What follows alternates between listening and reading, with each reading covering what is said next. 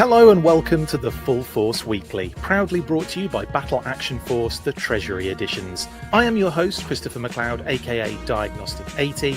In this episode, I bring you all the news from the past week in the world of G.I. Joe. So what is it, me?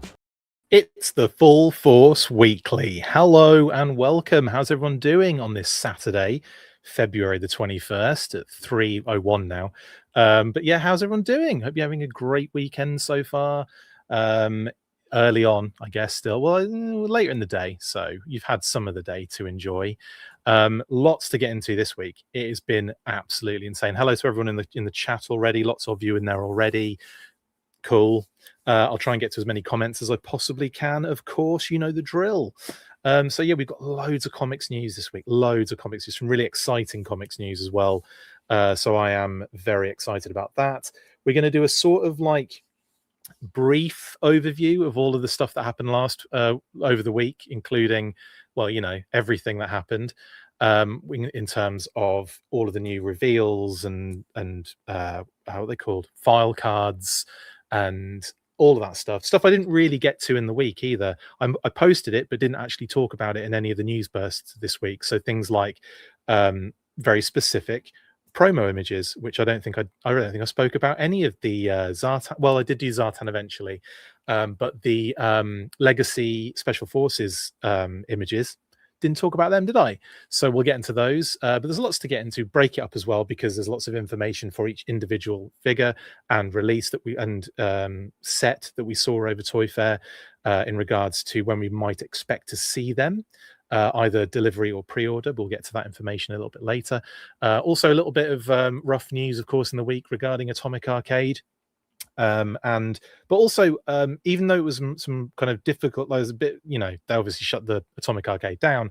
The Snake Eyes game is currently, no one really knows. So there's a possibility it could continue. In any case, you know, we'll be getting into that. Yes, we'll be getting into the Royal Guard showing up already. We'll be getting into all of that good stuff.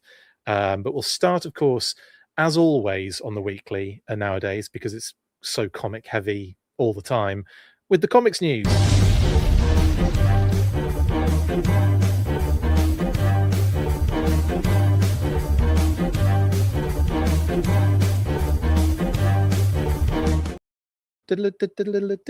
Yeah, so the first bit of comics news is in regards to the A Real American Hero Compendium Take 2.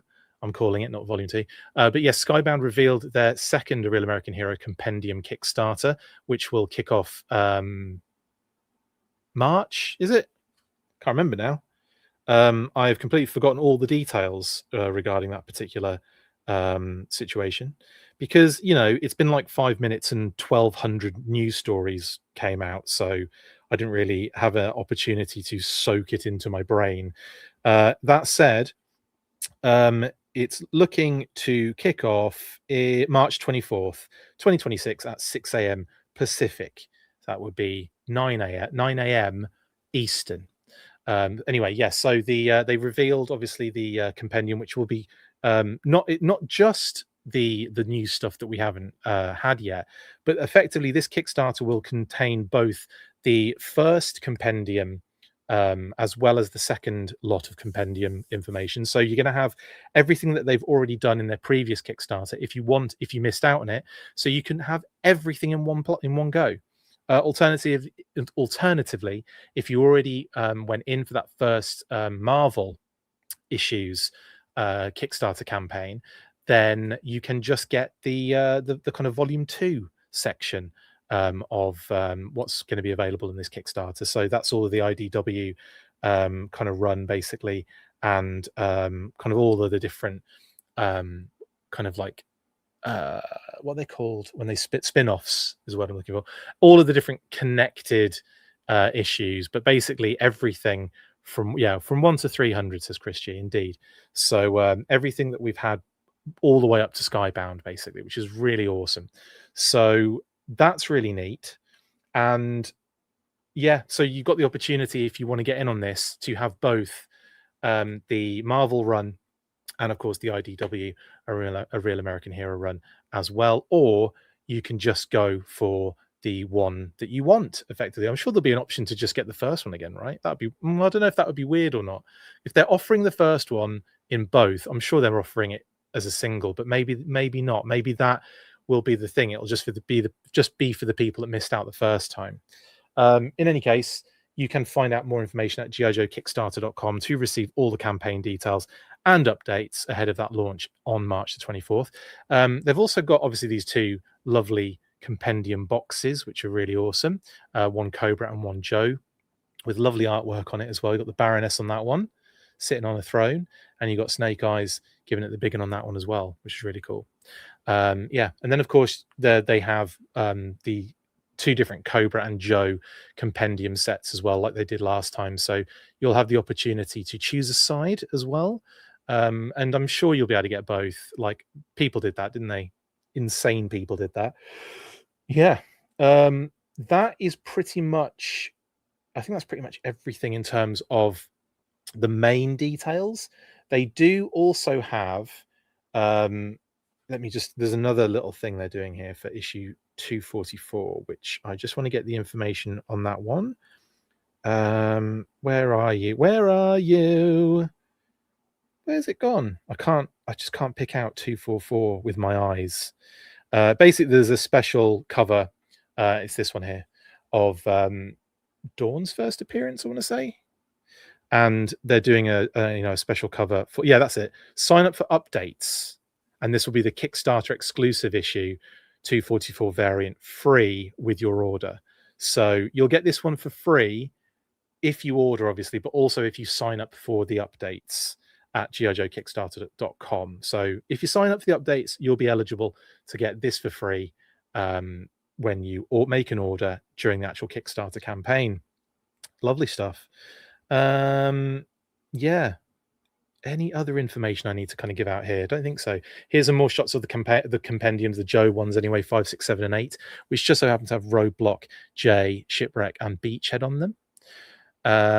Scott says the first set may be an option as an add-on, like back the new campaign for $1, then add the first set for XXX. Yes, as long as you make an order, I believe. But yeah. There you go. And then, of course, the full run of the G.I. Joe compendium kind of like cover, or, I guess the spine art. Yeah. Snake Eyes, Scarlet, Stalker, and Duke, as well as obviously the ones I just mentioned before, Roadblock J, Shipwreck, and Beachhead. Very nice indeed. And, of course, some more beautiful artwork by Andy Kubert, including Black Major on this page, because obviously the Red Shadows show up in the IDW A Real American Hero series, including Robo Skulls and the Black Major, and Red Laser, I think, was in it. No Red Jackal, and I don't think Baron Ironblood showed up either. So yeah, because there was obviously the some of the characters were being used elsewhere, maybe, but I don't remember Baron Ironblood appearing in A Real American Hero. I could be wrong though. He obviously was in Revolution, obviously, but not in A Real American Hero. In any case, that's by the by. This is all A Real American Hero related, of course, so we won't be getting any of the Hasbro kind of crossover universe included in there, but we will be getting A Real American Hero crossover and A Real American Hero sort of spin-offs included. I believe that would also include $6 Million Man, because that was A Real American Hero crossover, wasn't it? But yeah, anyway, lovely stuff. And I do love that piece, mainly because Black Mage is in it, though. And and a cheeky maggot in the background. Don't think that's the first time I've noticed on the right-hand side that the maggot was there. Yeah, maggot with the worms inside it as well. Who's the guy in the red hat in the left bottom? I literally just said Big Jeff. I've literally just been talking about him for the last 5 minutes. Black Major from the Red Shadows, incorporated into the comic, along with the Robo Skull, Red Wolf. I think Red Laser was in it, and of the Red Shadows as well. And a Shadow Track was in it as well, wasn't it? Yeah, they had Shadow Tracks in that in those issues as well. So yeah, that's Black Major from the Action Force Palatoy era. Yeah, who showed up in A Real American Hero for IDW. And there's a G.I. Joe one as well, but I couldn't find any Palatoy crossover in this one, other than the obvious. There's Stalker in the Snake Eyes costume. Yeah, that's cool. There you go. That's pretty much everything, I think, with regards to the Compendium, March 24th. Sign up for updates. And if you sign up for updates, like I said, when you order in the Kickstarter, you'll get that free issue 244 variant cover as an extra for free. Yeah, cool. All right then. Now, it was New Comic Book Day this week, gone, and this Wednesday just passed, and G.I. Joe 19 was out, and it was a banger of an issue. Now, there's a lot to kind of get into with this one, so I'm gonna give a brief overview as I get it up. Kitty says again to make sure I'm getting the right details, because that always happens. I'll just be like, and then this happened, and it didn't actually happen. But yeah, we've spoiler alert now, okay, guys. So lots of spoilers at this stage. Currently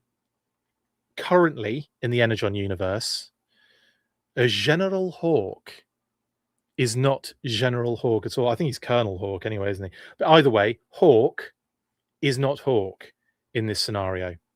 No. Zartan is actually Hawk, and he, it turns out, is also on the lookout for, I mean, everyone's on the lookout for Energon. Everyone is, this is what the sort of like the whole crux of the situation is, and why we've got all these different factions breaking off, all looking for Energon, all wanting Energon, and Zartan is no different, because he uses his Energon to power his particular situation, like the disguises and all that kind of stuff. So he needs it for reasons as well. And so, like, he basically, in the position that Hawk is in, aka Zartan, he has access to all this information, all of this tracking technology, all of the intel, really. And because of that, he is now pitting the Joe team, still as Hawk, of course, or getting them to go out and search for this Energon. Anyway, that is how we sort of like lean into this issue, with Zartan sort of explaining or foreshadowing why he needs Energon. And then we flip over back to the desert, where the Joe team have just basically rescued Duke to a degree. Hound has been outed because he had to transform in order to help the situation, which obviously was a shock to Duke. He's mad at Clutch for keeping it from him, and he's demanding that Hound kind of like, tells him everything. Anyway, that sort of gets heated. They go back and forth. Clutch and Hound are arrested by Duke and basically taken back to the pit, although it's a bit of a loose arrest because Clutch isn't really arrested. Hound is just put into like a cell, basically, in order to kind of, so Duke can kind of effectively, just interrogate him, really, to get as much information as possible. And then we leave the desert after that sort of kind of like, played its part, and we kind of get switched into the sort of storyline that is following Matt Tracker of M.A.S.K fame. And now there's been a heavy influence of M.A.S.K, kind of like, homage, and it's been kind of growing by the issues. And they've shown up in Transformers, they've shown up in G.I. Joe, and like they've shown up in the Energon specials, the Energon Universe specials. It's been like this slow burn with Matt Tracker and Miles Mayhem, and it looks like it is burning to a crescendo, because not only are we getting obviously these a decent amount of panels like given to the kind of Matt Tracker situation, but we're also going to be talking a little bit later on about a new ongoing series from Skybound, which I'm very excited about. But rewind.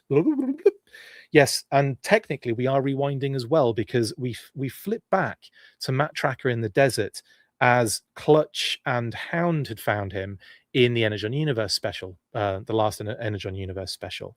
Now, Matt, obviously, he does trust Clutch, but as they leave, he effectively just torches his entire operation, takes his backpack and hosses off into the, to his next kind of like hidey hole, basically. And then we see him sort of circumnavigating the entire globe. We see him in London, we see him in Japan, we see him in India, maybe we see him in Egypt, we see him in all sorts of different places.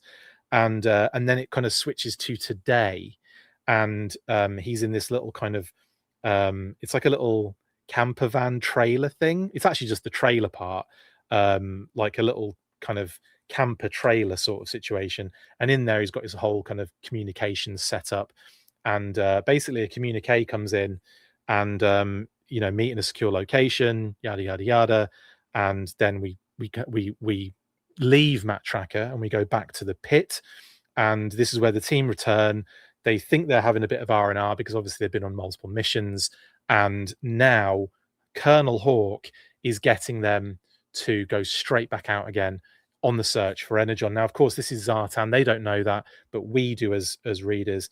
And this is where he wants to split the team up and send them to different parts of the globe to effectively get this Energon and bring it back, because that is the key to this battle and this war with the Autobots, Decepticons, with Venom, with M.A.S.K, with G.I. Joe, all of the Cobra, or obviously all of the factors, the factions, they're all involved. And that is sort of like what's happening here.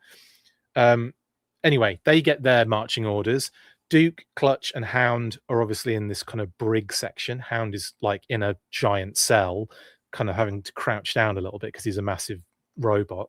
And Clutch effectively, and with Hound's help, sort of talk Duke around, Hound being a good guy, and the fact that Hound explained who Starscream was, who, from Duke's description of how his friend was murdered by Starscream, aka like so, from way back in like issue the first one, they've kind of talked him around into sort of like being a little bit more level-headed about the whole situation. He's calmed down, he's cooled off a little bit. He's not completely letting them off, but he's given them the benefit of the doubt in this moment.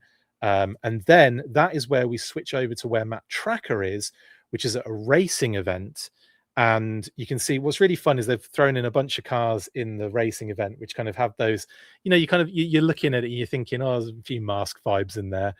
And he meets up with some sort of agent, some sort of like special agent.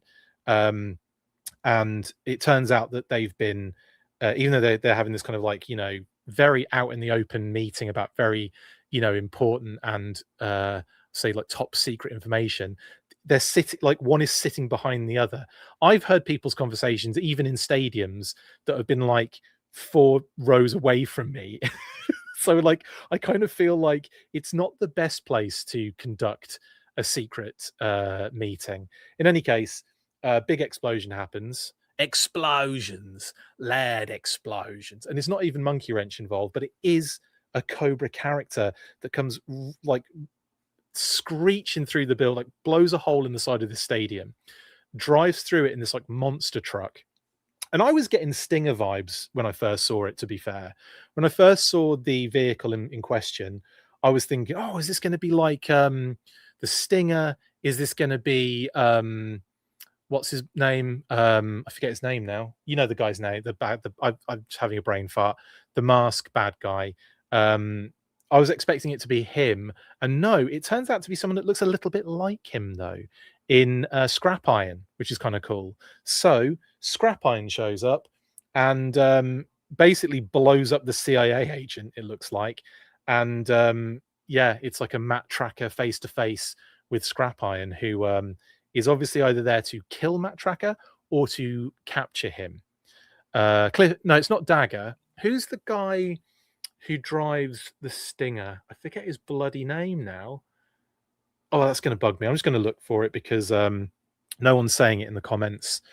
But I will. Hang on. M.A.S.K Stinger is Bruno Shepard. No one said it. I got there before everyone else, just making sure that's the case. And then Toon comes in. Toon Geek says it is Bruno Shepherd. Thank you, Toon Geek, even though I got there before the message came through. Yes, Bruno Shepherd is who I thought we were dealing with here, but it is not. It is Scrap Iron. So I kind of like that because it means that, you know, I still think we're going to obviously see all of these characters, I imagine, in the ongoing, which is coming next, which we'll talk about in a little while. But anyway, that's the end of issue 19. Very exciting.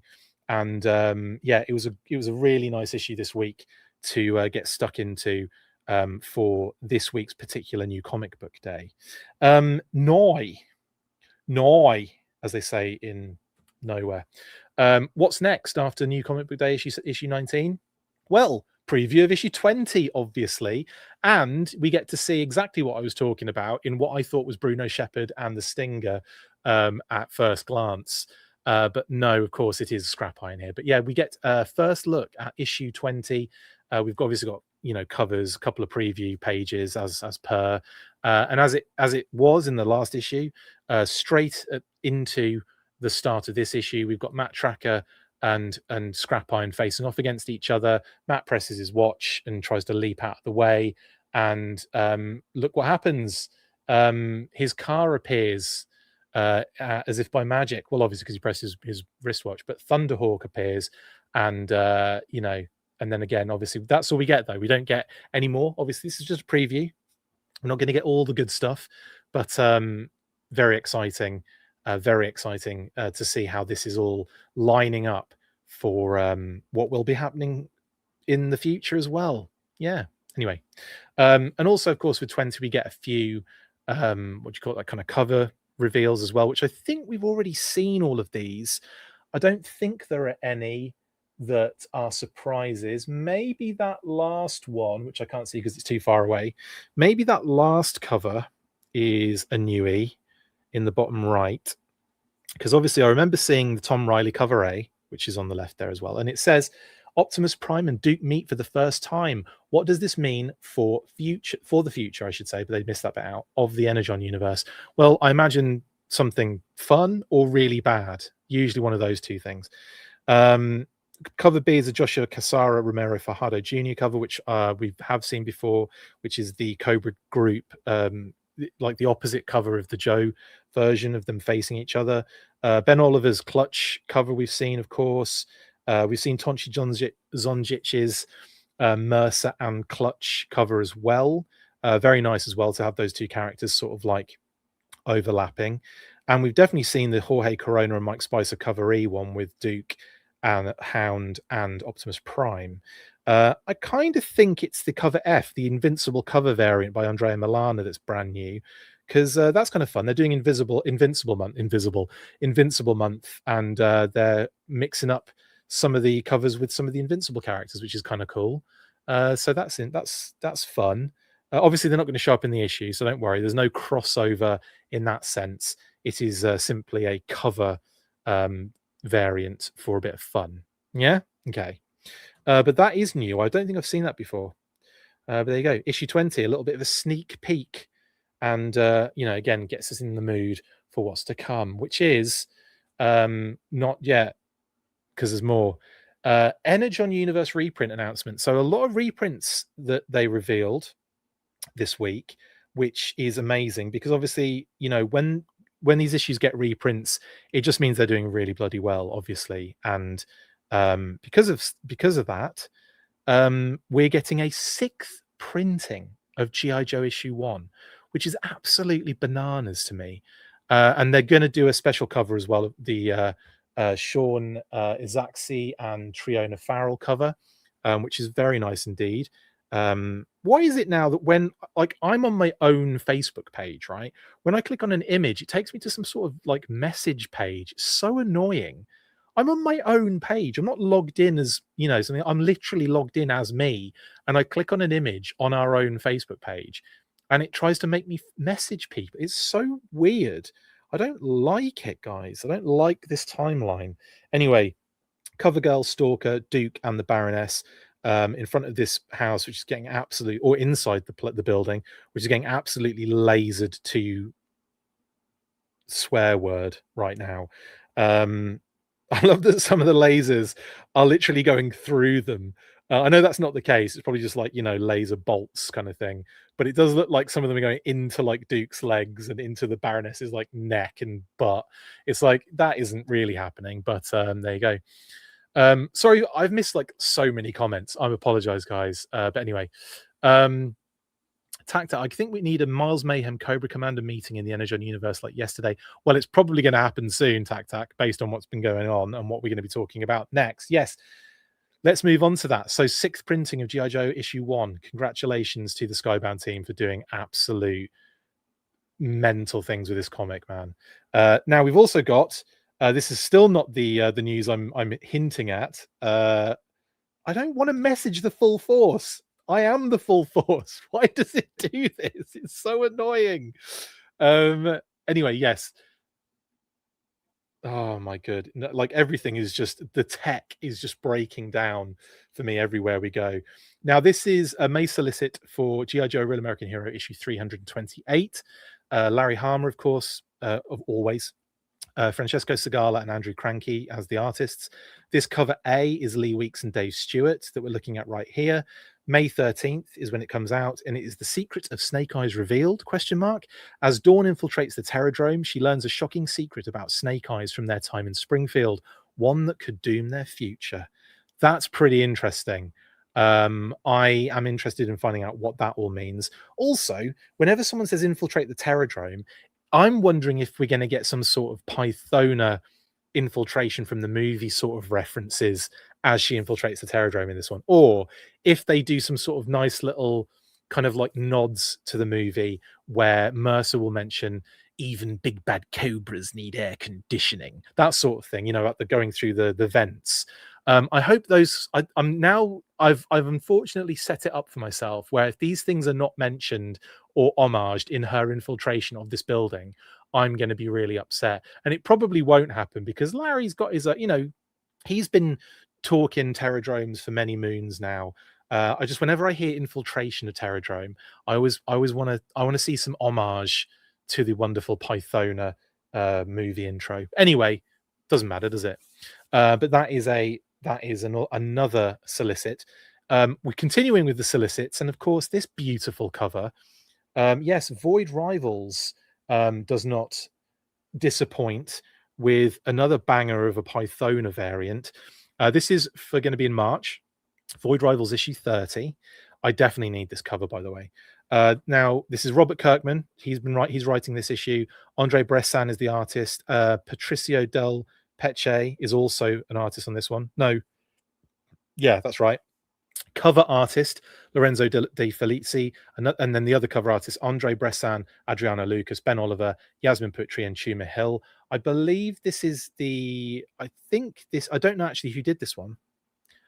He says now, because hang on, what's that say? There is a signature on it, but I can't tell which one it is. I don't know which artist did this variant, I'm afraid, but it's a beautiful cover. I assumed it was going to be Chuma Hill, but I believe this is a different cover on 30 that's being referenced. In any case, it's gorgeous. I need this one, please and thank you. And that is going to be out in March, so cannot wait.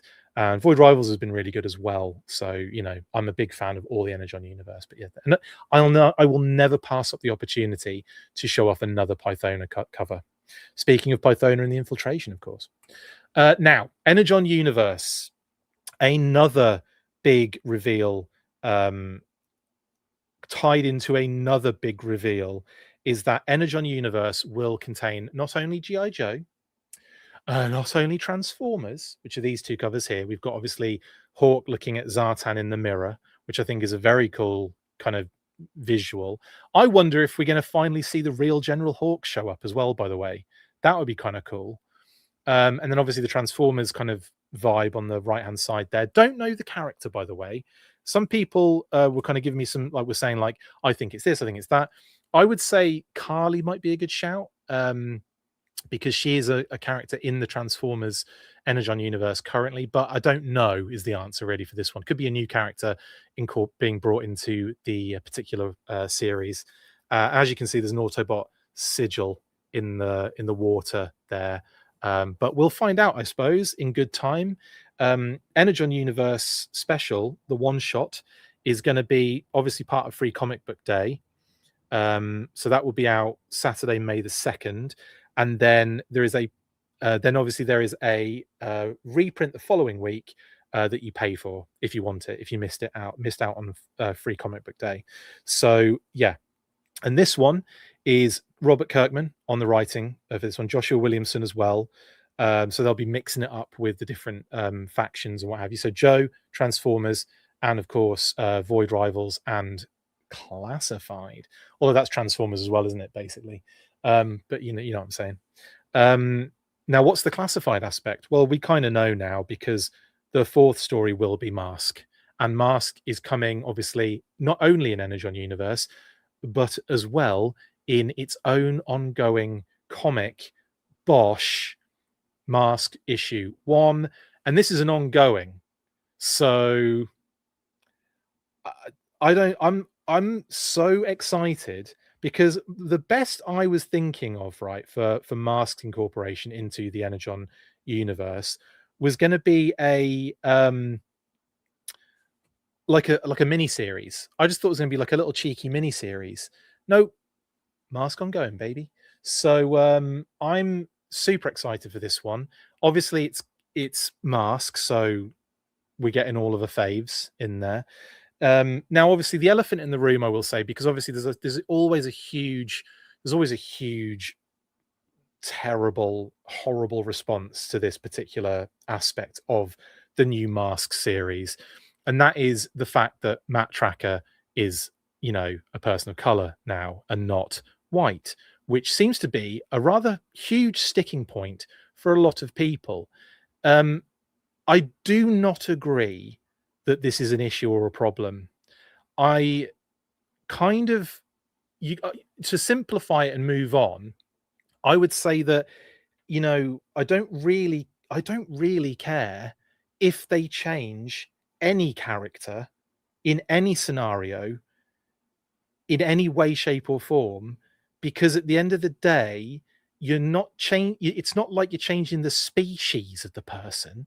It's not like they're an alien all of a sudden, or they're a human being. Like I don't understand the ire when it comes to the sort of like the color change, shall we say. Like, I don't understand it. Like, I was a huge M.A.S.K fan, and guess what? I'm white. Big deal.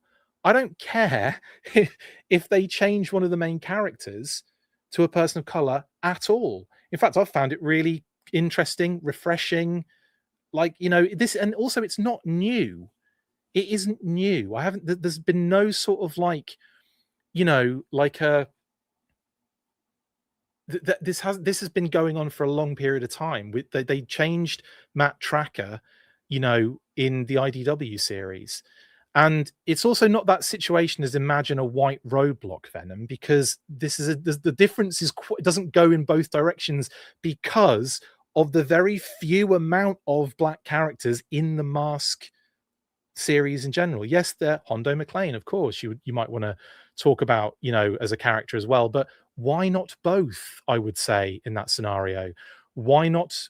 Like, and also switching up a little bit here and there kind of refreshes things, especially when you have an ongoing run of things on this side, or you have this universe of things here that is untouched, and then you have this over here, which is a new thing that doesn't necessarily cross over with the old thing. Like, I think those things can live together as well. In any case, I don't think it's worth really going into any more discussion about it personally, because it is one of those things that, I think if you have an issue with it, you might have an issue with something else. Like, I think the issue isn't really with, M.A.S.K. It might be with something else in life. But in any case, Jersey Ed, thank you so much for the super chat. Jersey Ed says, great job at the Toy Fair, Chris. We're lucky to have Lenny and the team on the Joe Classified line, and Emily is doing a great job too. I'm sure it's not easy dealing with all the Joe fans. I'm sure it isn't. But thank you very much, Jersey Ed, for the super chat. Very much appreciate it. And yeah, thank you very much. I'm glad you enjoyed Toy Fair. It was amazing. I absolutely loved it. Actually, yeah, Brandon Easton has posted some made a really good post actually on his personal page. Brandon Easton, who was the writer on Revolution Mask, and that is like, it's a really good post, worth looking at, worth checking out. And I think, yeah, you'll I don't know, I think you might even agree with him. But anyway, thank you, Diana, for that as well, for kind of reminding me that one as well. Right, anyway, Mask issue 1 is here and is coming, and I can't wait. Writer Dan Waters, artist Piper, colors Pierluigi Casalino, and letters Russ Wooten. The world is becoming a terrifying place. Matt Tracker needs your help saving it. Enter M.A.S.K, a network of specialists recruited to respond to the next global emergency at a moment's notice. Tracker and his agents can deploy bleeding edge technology that converts their vehicles and their drivers into the ultimate weapon. So looks like, as well, based on a lot of the covers and a lot of the art we're seeing at the moment, we're getting Alex Sector included as well, which is really awesome. Which we'll see in a second. But you're seeing it now. You're seeing some of the characters on screen. Vanessa Warfield, obviously. Miles Mayhem, we know, is already in this particular universe. Rhino's there. Obviously, we know that Alex Sector's there. So maybe we'll get Bruce Sato. Maybe we'll get all of them. It'd be awesome. But yeah, it's looking cool. I kind of like that wraparound Piper cover is so awesome. Love the color on it as well. I believe there's like a fancy version of that as well, like a foil version or something. We'll see in a minute. We'll go through everything. So anyway, yeah, here is the cover A, which is a wraparound, and it is glorious. If I get that one, I'll be happy. And guess what? If I get any of them, I'll be happy, because they're actually some really nice covers in this group of issue 1s. Now, they're doing a blind bag situation where you don't know what cover you're going to get. So this kind of little poly design, poly blind bag, which is pretty dope. So again, like, it's obviously utilizing the Piper cover, but the actual polybag design element has been done by Andres Juarez. And I guess you'll be busting this open and yeah, just getting whatever you've been given, which is quite exciting, actually. I quite like that. Badwell says, okay, I do have a problem with that blurb. I'm well done with the term bleeding edge. We get it. It sounds cool and gritty. I'm past it. Have I said bleeding edge before, Bad? I can't remember if I have done. Sorry. Chris, do I think Visionaries series may spin out of Void Rivals? I wouldn't be surprised if we get Visionaries at some point in the future. I think Skybound are probably looking at this in a more sort of spread out, you know, can I say holistic without sounding gross? Kind of a way that is sort of like a bit more natural, letting things sort of build, dropping little nuggets here and there. I know that they've already mentioned in Transformers or Void Rivals, or basically a Transformer in Void Rivals, mentioned what's it called? Man, I'm having so many brain farts today. The planet, basically. Or didn't they mention oh, I had it then. What's the name? Primus. What is the name of the friggin' planet? It's going to drive me mad. This has happened twice now. I think I'm actually going a little bit senile, which is a shame. Visionaries planet. No, that's not what I wanted. Visionaries. Why wouldn't that come up?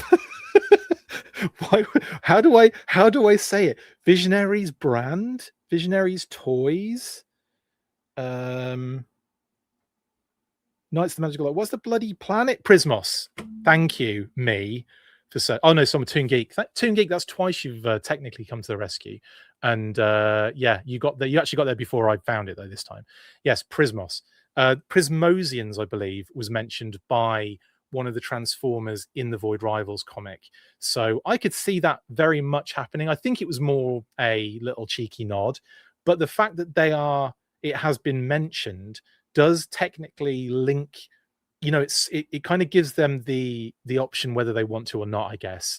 But yeah, so Prismosians have been mentioned in the Energon universe already, so it could very well happen. Anyway, coming back to M.A.S.K and the covers, we also have a crap ton of covers as well, and we've got a few close-ups of some of them as well. just to kind of like, show you a little bit more.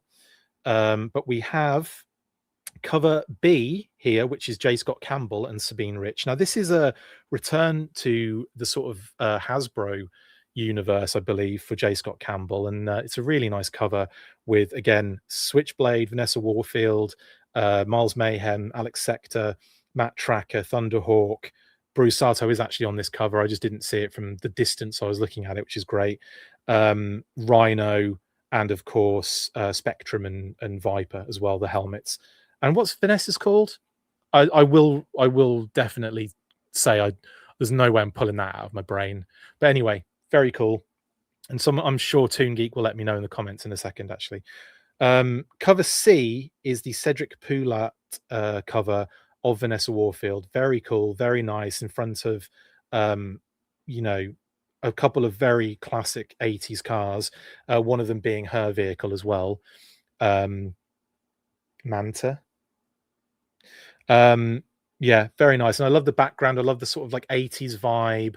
I love the kind of like, that sort of classic sun in the background. It's all very 80s-esque, and I like it very much. And we will get a close-up of that in a second. Also, the cover D by Mark Spears, which is gorgeous. And I got to say, that Sly Rax is phenomenal. That Sly Rax cover is freaking awesome. A lot of negative space, you might add, on that one. But I'm going to say I absolutely bloody love it. I think it's so cool, and he looks dope on that cover. Cover E is Tom Riley and Adriano Lucas, and has a lot of the Transformers in the background. And then, of course, Matt Tracker, Thunderhawk, and some sort of like other random sort of... Well, Miles Mayhem's there. Alex Sector's there. Vanessa's there. And who's that cheeky chat? I think that's Sly Rax as well. So there's a lot of characters on that cover.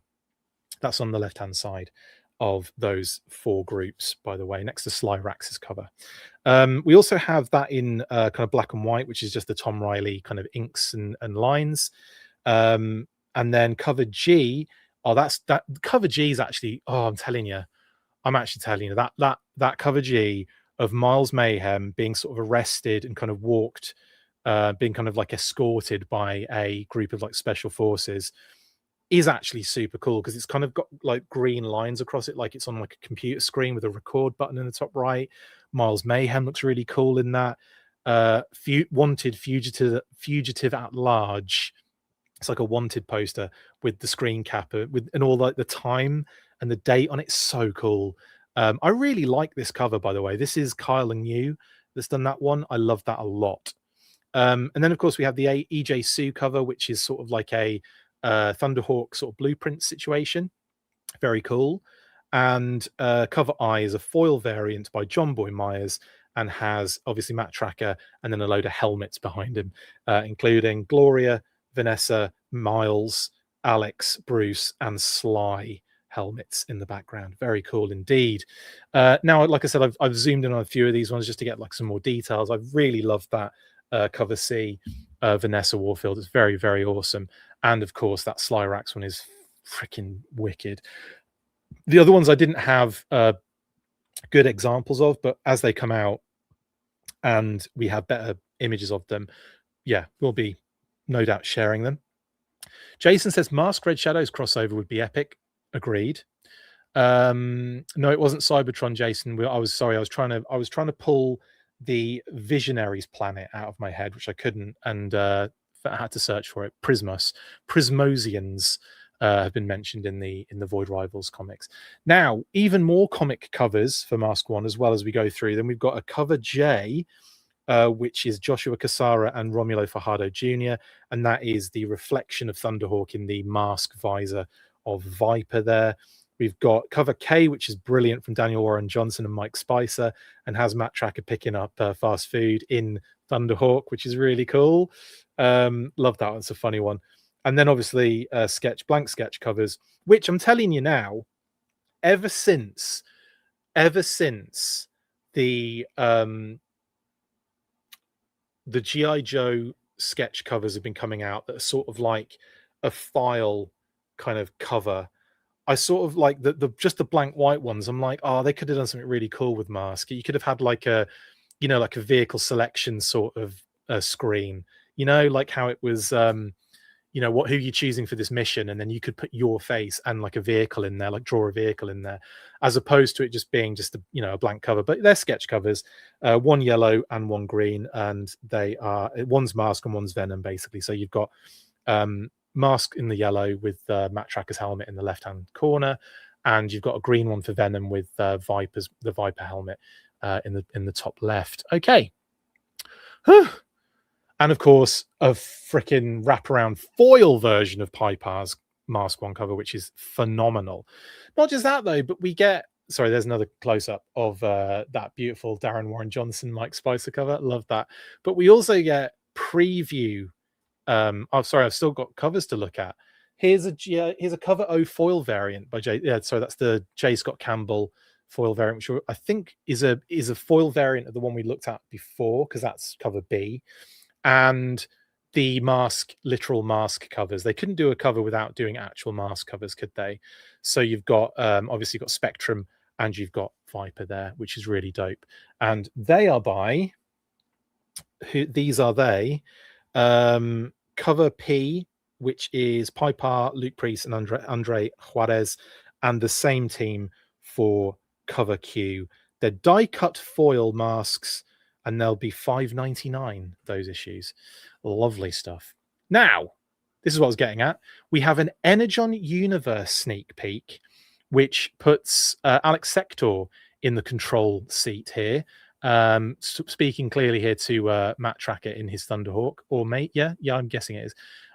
So there's a little bit of conversation going on, but this is a sneak peek from the Energon Universe special. And we've got a sneak peek, two non-lettered pages from the upcoming ongoing M.A.S.K issue 1, which features Switchblade in a pretty banging way here, and looks terrifying as it's flying at these poor saps in an observation tower. But there you go. That is all she wrote in regards to the M.A.S.K news. I think actually that's all of the new comics news in general. It is. So I'm going to move on from this, but I will say, kind of in summary, super excited to see a M.A.S.K ongoing. Didn't expect that. Like I said, I thought we were going to get a little mini series. At best, a one-shot maybe. But no, to get the actual brand in its own kind of issue now, alongside Transformers, G.I. Joe, and Void Rivals, is just awesome. And it gives us more options, more choices, more cool things to purchase and read as fans of these things. And the other thing I will say as well, someone mentioned earlier, of course, the Visionaries aspect. I could see them bringing in these sort of things here, there, and everywhere for sure. But I think what will probably happen is, for this year, we'll probably get M.A.S.K.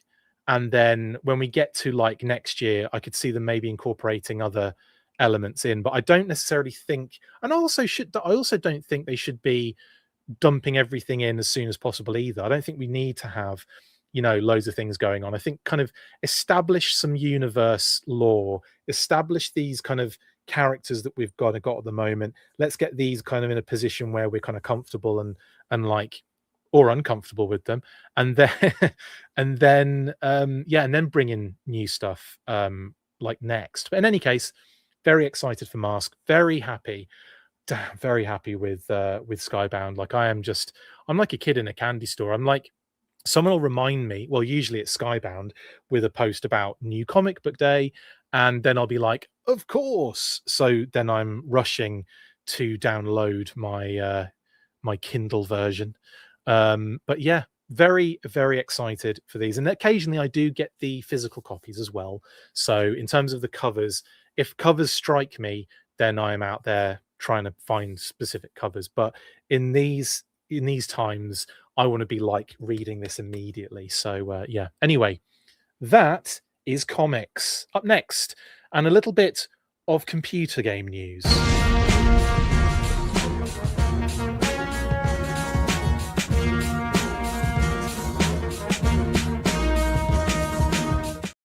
Mark actually says in the comic, hello, in the comments, hello, Mark, Talking Joe. M.A.S.K in 26, Visionaries 27, My Little Pony 2028, and Monopoly Man in 2029. If that comes true, that would be hilarious. Anyway, let's get into Atomic Arcade. Now, the news came out in the week, courtesy of actual people that worked for the company, the kind of offshoot video game arm of Hasbro and Wizards of the Coast, that it was going to be shutting down. And I think two particular posts made their way around kind of LinkedIn, people looking for kind of work coming out of, Atomic Arcade's shutdown, which is really crap and really sucky. It seems to have been the case very recently, very like the trend that computer game companies are just, shutting studios down, really. And it sucks, but that is sort of the reality of the world, unfortunately. And yeah, and Atomic Arcade, even though it's very new in its sort of kind of creation, it's only been around for a couple of years, developing the Snake Eyes game, of course.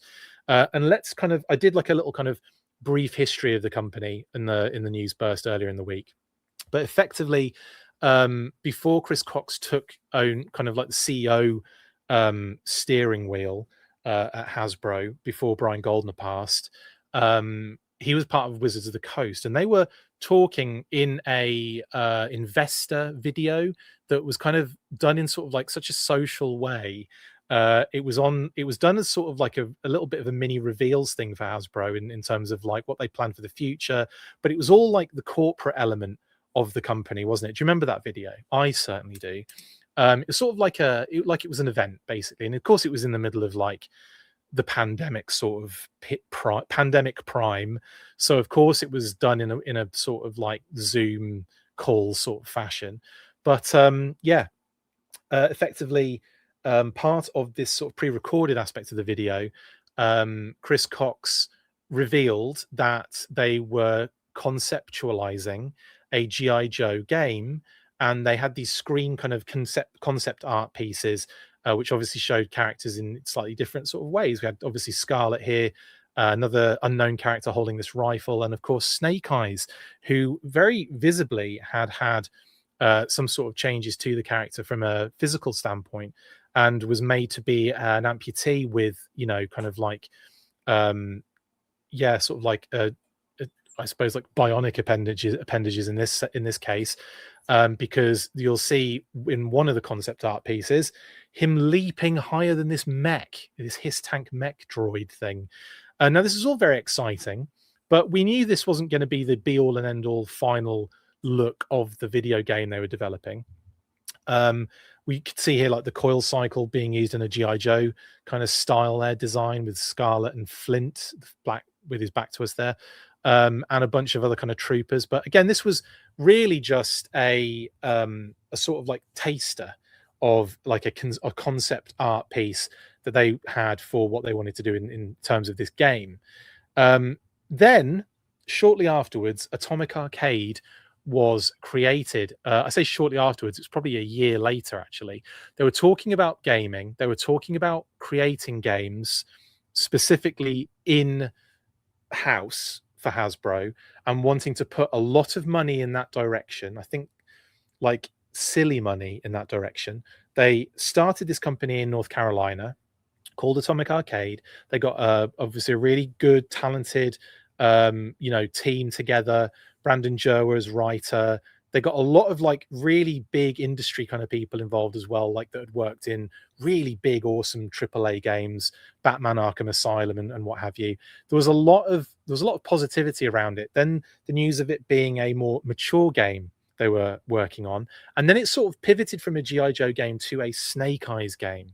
And they said the focus is going to be more on Snake Eyes. A website was created for Atomic Arcade. Loads of interviews with the staff were being posted on there, and it was looking like there was something like relatively regularly.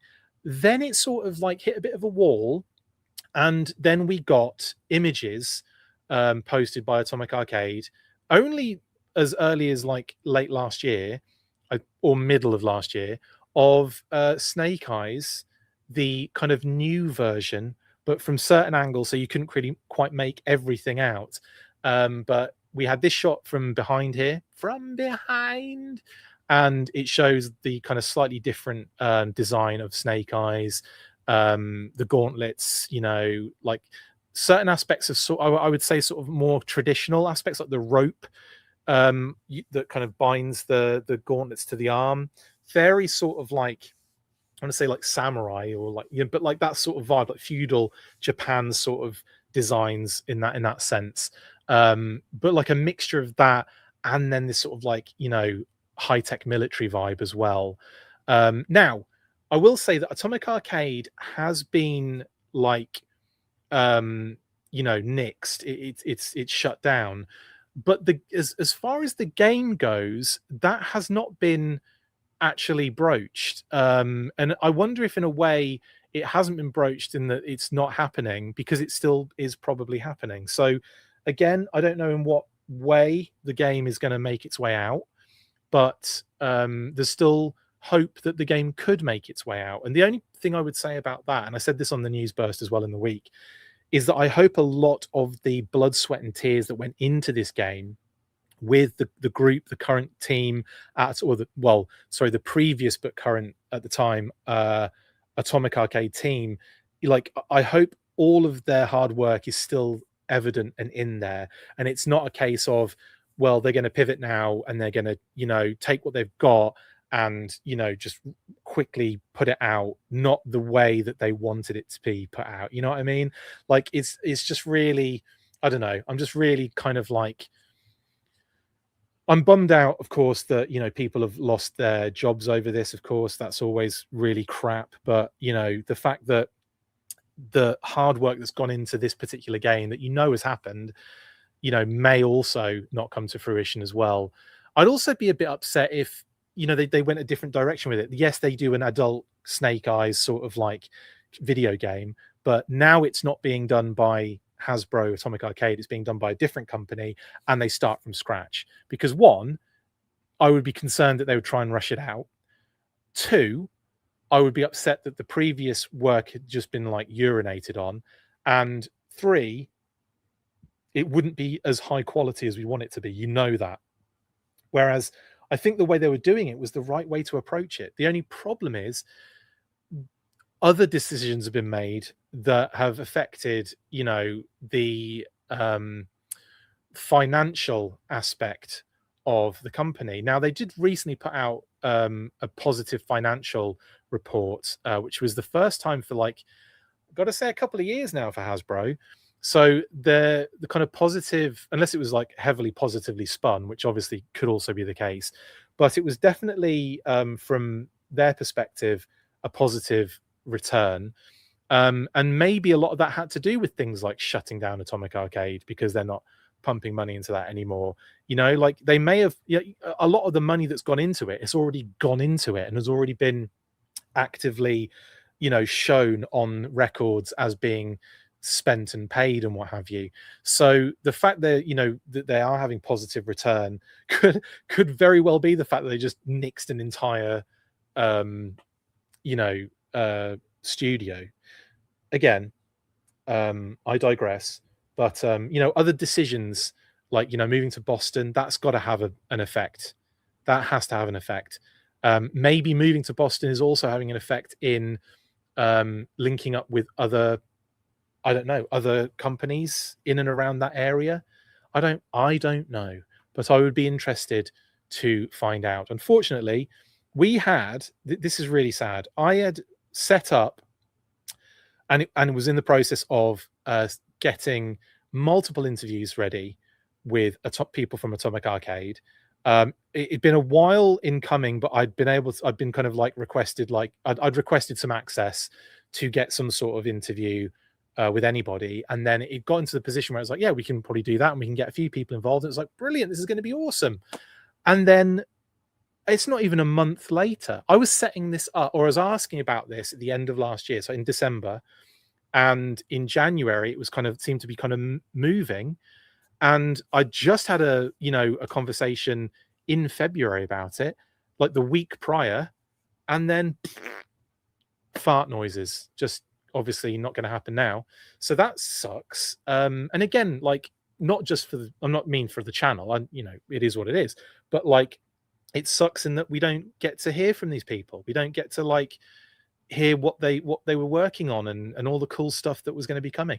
Now we probably will eventually, and I'm not sure how much the kind of ex staff are going to be able to go into like details wise, but I don't know. We'll just have to wait and see, won't we? In that sense, but I wouldn't mind speaking to some people after the fact as well. But again, there could be NDAs involved. There could be all sorts of legal ramifications with that kind of stuff. So we'll have to wait and see, and maybe see if the dust settling first. Either way, we are still none the wiser as to whether this Snake Eyes game is actually going to be happening or not. Mark says, Chris is asking too many questions. Shut it down. Shut it all down. Could have been. Yeah, could have been me pushing about it, couldn't it? Dinah says, it's hard to say because choices and decisions made in the past haven't always been sane. Very good point, actually, on that one. Hits Me says, G.I. Joe will be the first full AI-created video game. Of course, they couldn't get it to call it G.I. Joe, so it's G.I. Joy. I see. I thought that was a typo, Hits Me. But yeah, that's the other thing. It would be the worst thing in the universe, wouldn't it? If they take what's already been done and then AI the rest of it. I would cry if that's the case. Couchboy says, if it dies, then someone will have copies of the demos. Be so jealous. Yeah, I don't like, the thing is they keep that stuff kind of, I mean, that stuff I think would be very, very hard to kind of steal effectively. Like, I know that some of the team might have had copies or what have you, but I don't know. I think Hasbro might come down on them like a ton of bricks if anything else ever got out like that. I think there's probably a lot of Huntress says there are NDAs and NCCs involved. I agree. Of course there are. Of course there are. Benji Yoon, hello Ben. If anything, the affected Atomic Arcade developers could form their own studio and just take up the G.I. Joe license, but ultimately the decision is ultimately up to Hasbro. Yes, indeed. Yeah. Anyway, tough times. Now, I will also add, I just want to say that Dominic Braun was also one of the people that posted on LinkedIn here. And this is one of the things that kind of like tipped everyone off about Atomic Arcade being shut down. And yeah, so Dominic was a gameplay programmer and AI specialist, interesting, for lots of different, and again, it's slightly different in this case because it will be things like coding and what have you, I'd imagine, with that particular AI aspect of it. But in any case, yeah, very, very gutting to have people losing their jobs, and yeah, and obviously Dominic was one of those people. Let It Roll, thank you for the super chat, very much appreciated. There's nothing on the super chat, but I do appreciate you, the little, I appreciate that very much. Thank you, Let It Roll 9044. Always appreciate them. Thank you so much. Oh, and you've actually have sent me an actual comment. Just sent me an inventory report in IG for one of the DC supporting NJPA. Okay, thank you very much. I'll look at that. I'll look at that this moment and just stop talking. And yeah, okay, cool. So, okay, so we've got some, so, okay, this will relate. Thank you very much, Let It Roll. This will relate to a little story later on. So we'll get into that in a second. And thank you very much for that information. Now, yes, this was a relation to Target and certain figures showing up, but we'll get to that in a second. In any case, no confirmed Snake Eyes game currently. It hasn't been confirmed that it's actually not happening, only that Atomic Arcade has been shut down. So we'll just have to wait and see what happens from that. And I will dig as much as I possibly can to try and get some more information on this. But as it stands, no more Atomic Arcade, but we don't know about Snake Eyes video game. Hello, A Toy Kind of Mood. Hello, Travis. How you doing, buddy? Thank you very much for shouting us out. Right, next. And we're getting into a huge amount now of classified information. So before we do, let's have a word from our sponsor, but we're talking classified afterwards.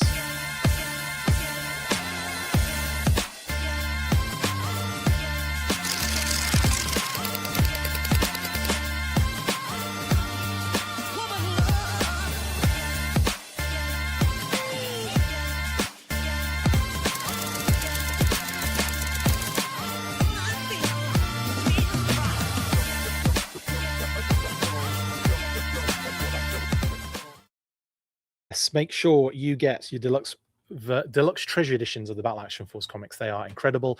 TotalToyBooks.com in the UK and Europe, Skeletron.com in the US, and of course Amazon in the rest of the universe. Right. Not only did we get new digital file cards, we've had a lot this week. Obviously, we've had Toy Fair was insane. I've been like doing news bursts all week, but we had some new file cards to get stuck into, but also new kind of promo images, sort of promo images, and lots of cool actual promo images, including a little teaser, a possible Deep Six as well. So we'll get into all of that in order, starting with this particular file card.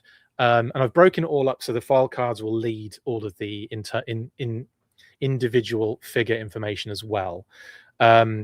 So Mole Rat was the first one. Shout out to Mark Beasley, who actually joined us in the chat, who does the copy for Hasbro. There's a lot of copy for Hasbro, including some of the copy for, well, all of the copy, I believe, for Classified.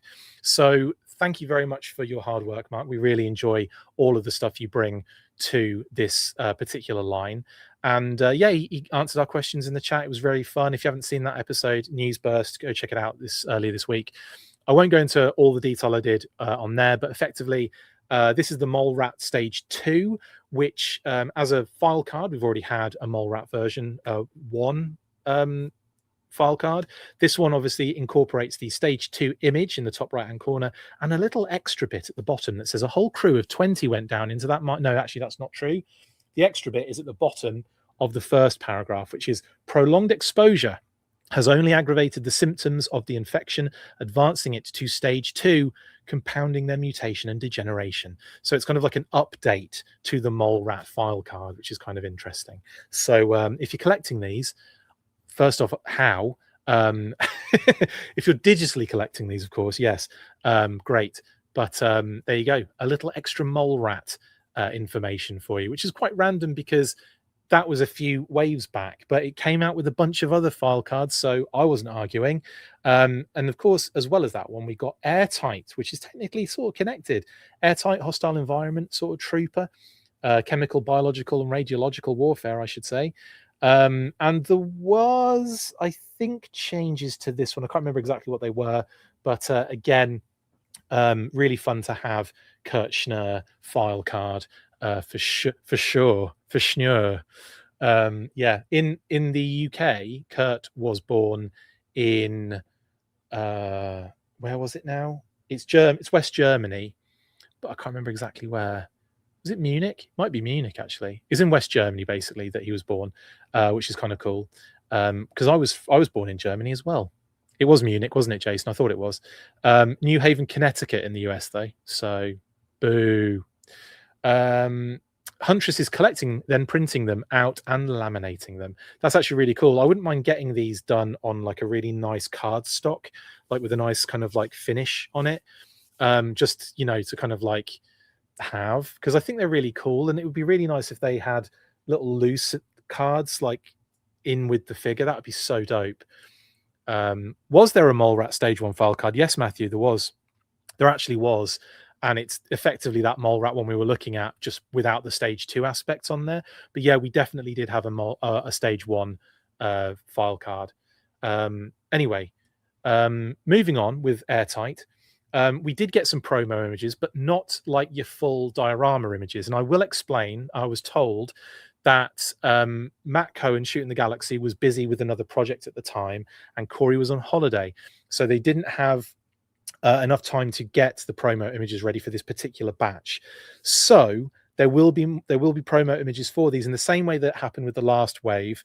There will be dio shots for these figures coming eventually. So I'm probably going to be like looking out on that Hasbro GI Joe, what do you call it? Hasbro GI Joe website, the Hasbro Toy Shop website that has the GI Joe stuff on it, even though it's not like a GI Joe website. It's just the GI Joe segment of the Hasbro Toy Shop website. But that's where they showed up one time. Then BBTS had a random group of images for one figure, but not the, you know, for like that filled in the rest. And there was another one, wasn't there, that someone posted? that just showed up somewhere. Anyway, it's been really random, the promo images, which is a shame because it's one of my favorite things about them. Anyway, we get to see Airtight in all of his glory. The figure is phenomenal. Obviously, seeing this like up close and personal, very excited with this particular figure, and I love the unmasked head with the the old what I was going to say wizard sleeve. And I meant widow's peak. You can see where my mistake was made there. It's not a wizard sleeve. That would be something else entirely.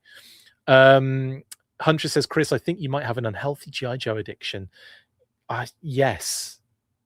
I mean, saying that to the guy that's doing a friggin' podcast, YouTube channel, friggin' constantly posting about this on a second basis, not even an hourly, it's probably like, it's just ridiculous at this stage. But yes, I have got an addiction. Here's the figure box front and back, of course, and just not a location homage, but a location that we've seen before on the render at the back.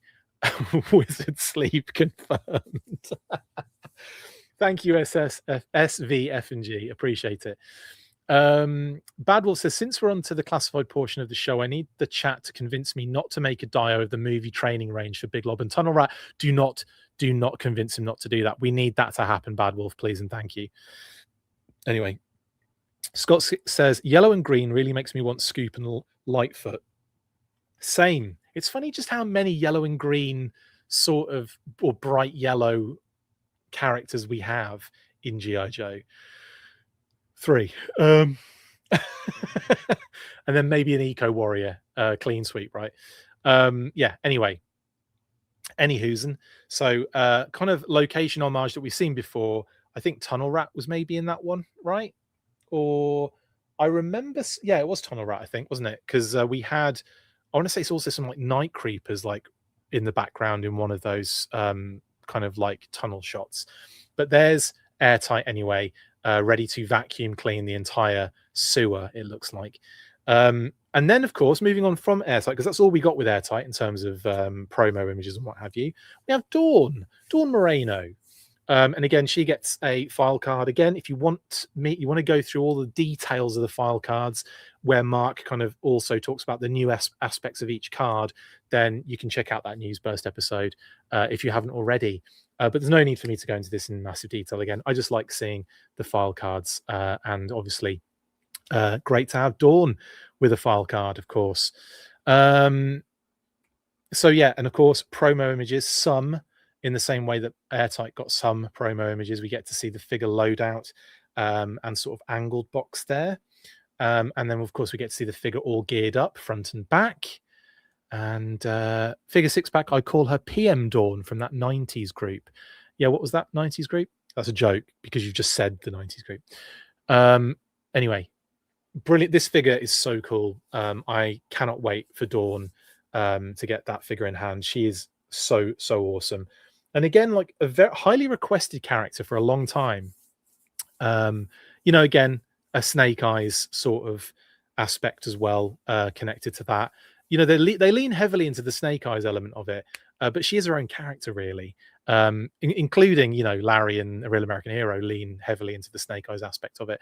But she's, ever since that sort of the issue where she sort of, made a conscious decision to separate herself and the Snake Eyes memory sort of aspect, I feel like she's been her own character.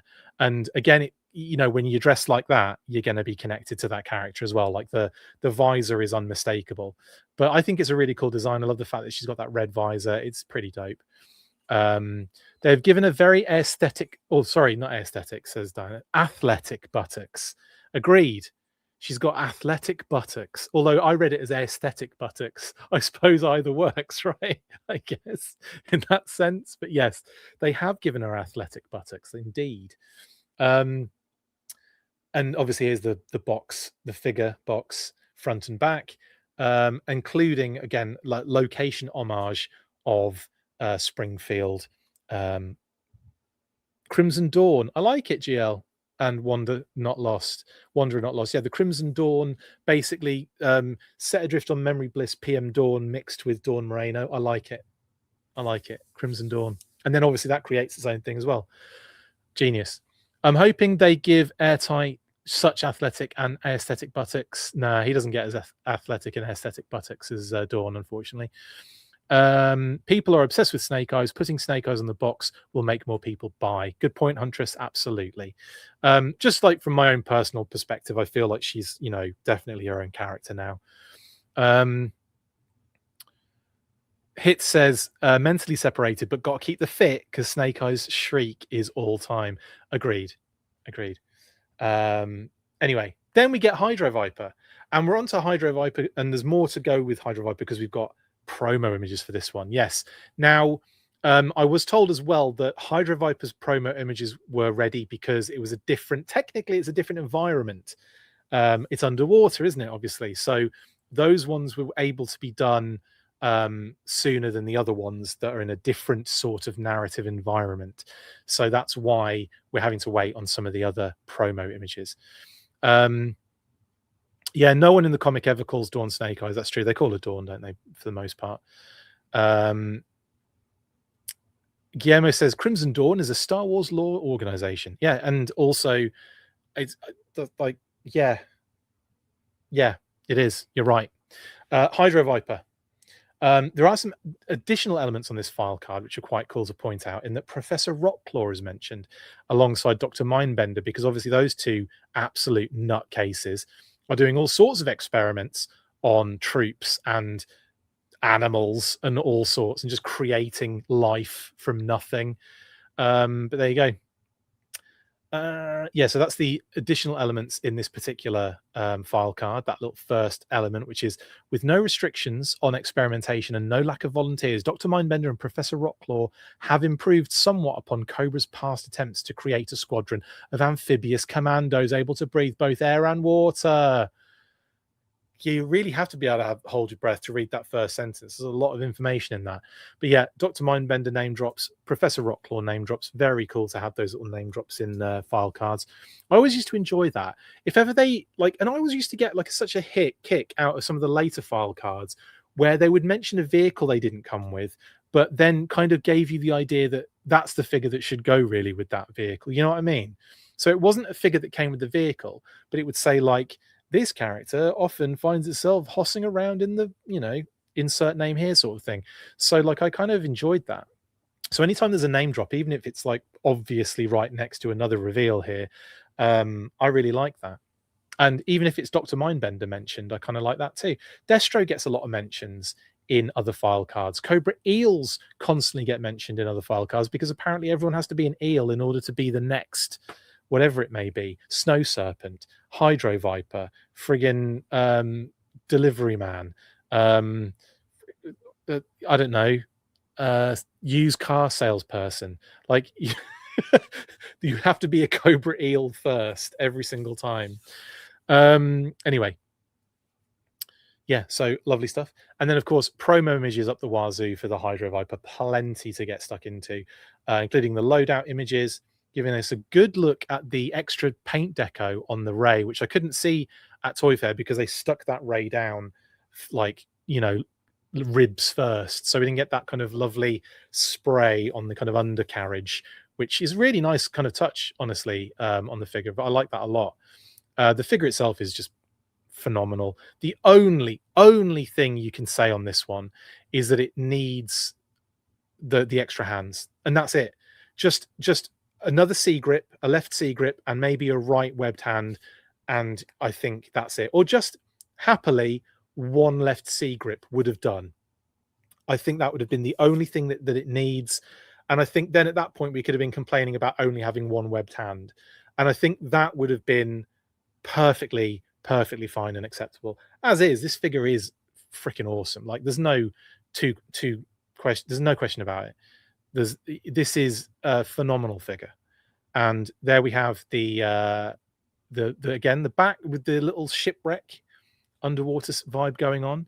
Again, I think this is the same back kind of the same location as, is it the divers or is it I'm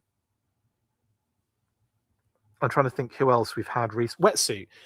Isn't it on the wetsuit figure box. Wetsuit. Where are you? Where's my wetsuit box? Oh, I think I put that away. Yeah, I put all the boxes away. Anyway, I believe it was wetsuit. Anyway, that has that sort of similar background. But there you go. I love it. And then of course we get the gorgeous promo imagery, which again, I believe Matt did these. Shout out to Matt, Corey, and the Hasbro team anyway on these. They are glorious. And yeah, they do the underwater figures incredible justice, don't they? Like they're just so good, the underwater Dio images.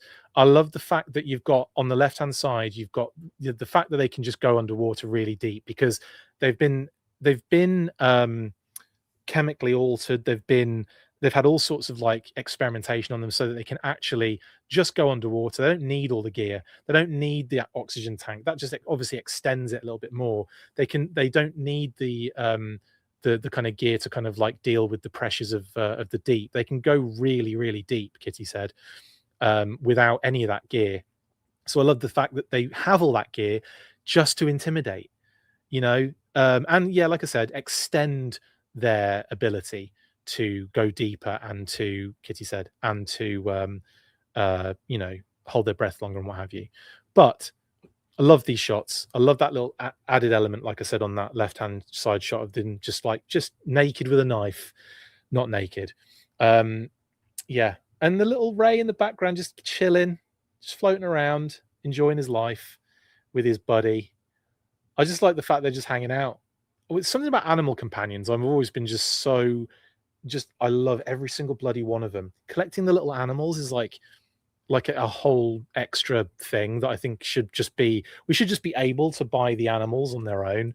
I think more people would just have a huge collection of classified animals and not any of the figures if given the choice. I wonder if there are people that only collect the animal companion sets, because that would still be ridiculous, wouldn't it? That would still be hard to keep up with. Anyway, hilarious. Love these shots again, front and back. Of the figure with that helmet. I'm so happy they did that version of the helmet from the card art, because it is so much more intimidating and scary and biological and creepy and intimidating. I love it. And I'm all day long. I want them to do a retro version that mimics the original figure with that helmet as well, and do that helmet that the figure had, because it was nowhere near as ridiculous as that of the one we're looking at the moment. Annie needs a Ray costume. She does, hits me for sure. Matt says his cousin does that. That's dope. Matthew Patelli 4451. Your cousin just collects the pets. That's awesome. Blitz says we need a classified cat. Well, that would be Spearhead and Max, wouldn't it? All day long, and I agree with you. He collects DC and Marvel and all of the animals from G.I. Joe. I am your cousin's new fan. That's a genius. What a genius way to collect toys. 44D2 says Stingray or Devil Ray actually could be a callback to the Adventure Team Devil of the Deep set. I mean, like if you go back to the actual Hydroviper, the original Hydroviper, which had a Devil Ray, could very well be a callback at that point, 44D2, to the Adventure Team, and they were called Demons of the Deep. So I think I think the inspiration was probably there for the original Joe team who are doing the Hydroviper for sure. Classified Dr. Mindbender experiment shark creature, says Tac Tac. Indeed. Maybe one day we can get a Pitbull with unclipped ears and tail. That'd be nice, says Huntress.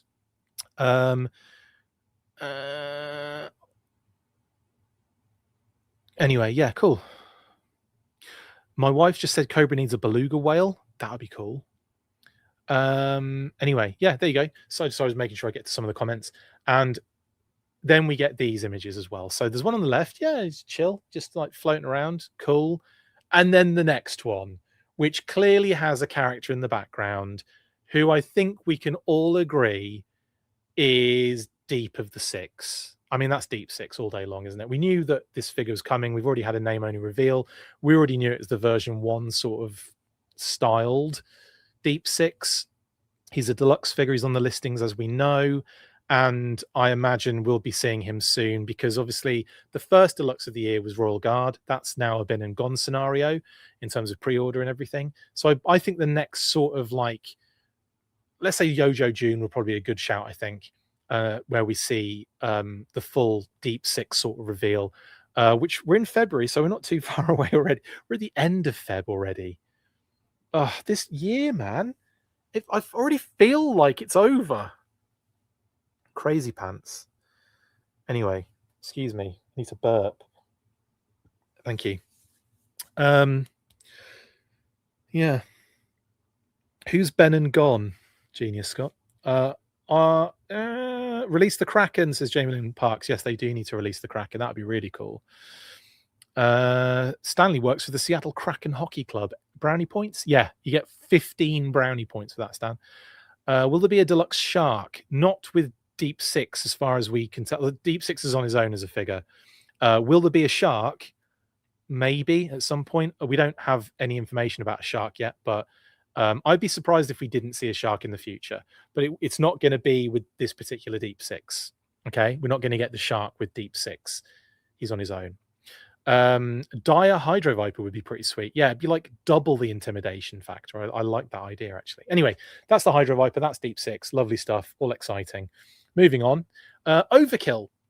We get a new file card with this one. I believe there was new elements to it, at least.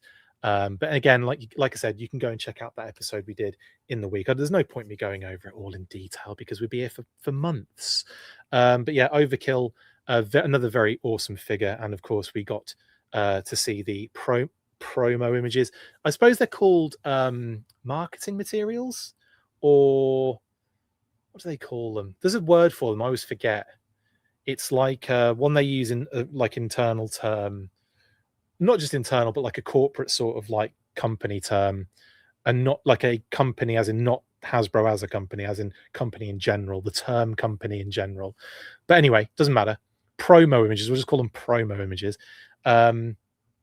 Solicitation images, yeah, solicits bad. That's not a bad shout, actually. We'll just go with that. So we got the solicitation images, and here we have Overkill with his mask removed as well, so we can see that lovely cyborg face uncovered.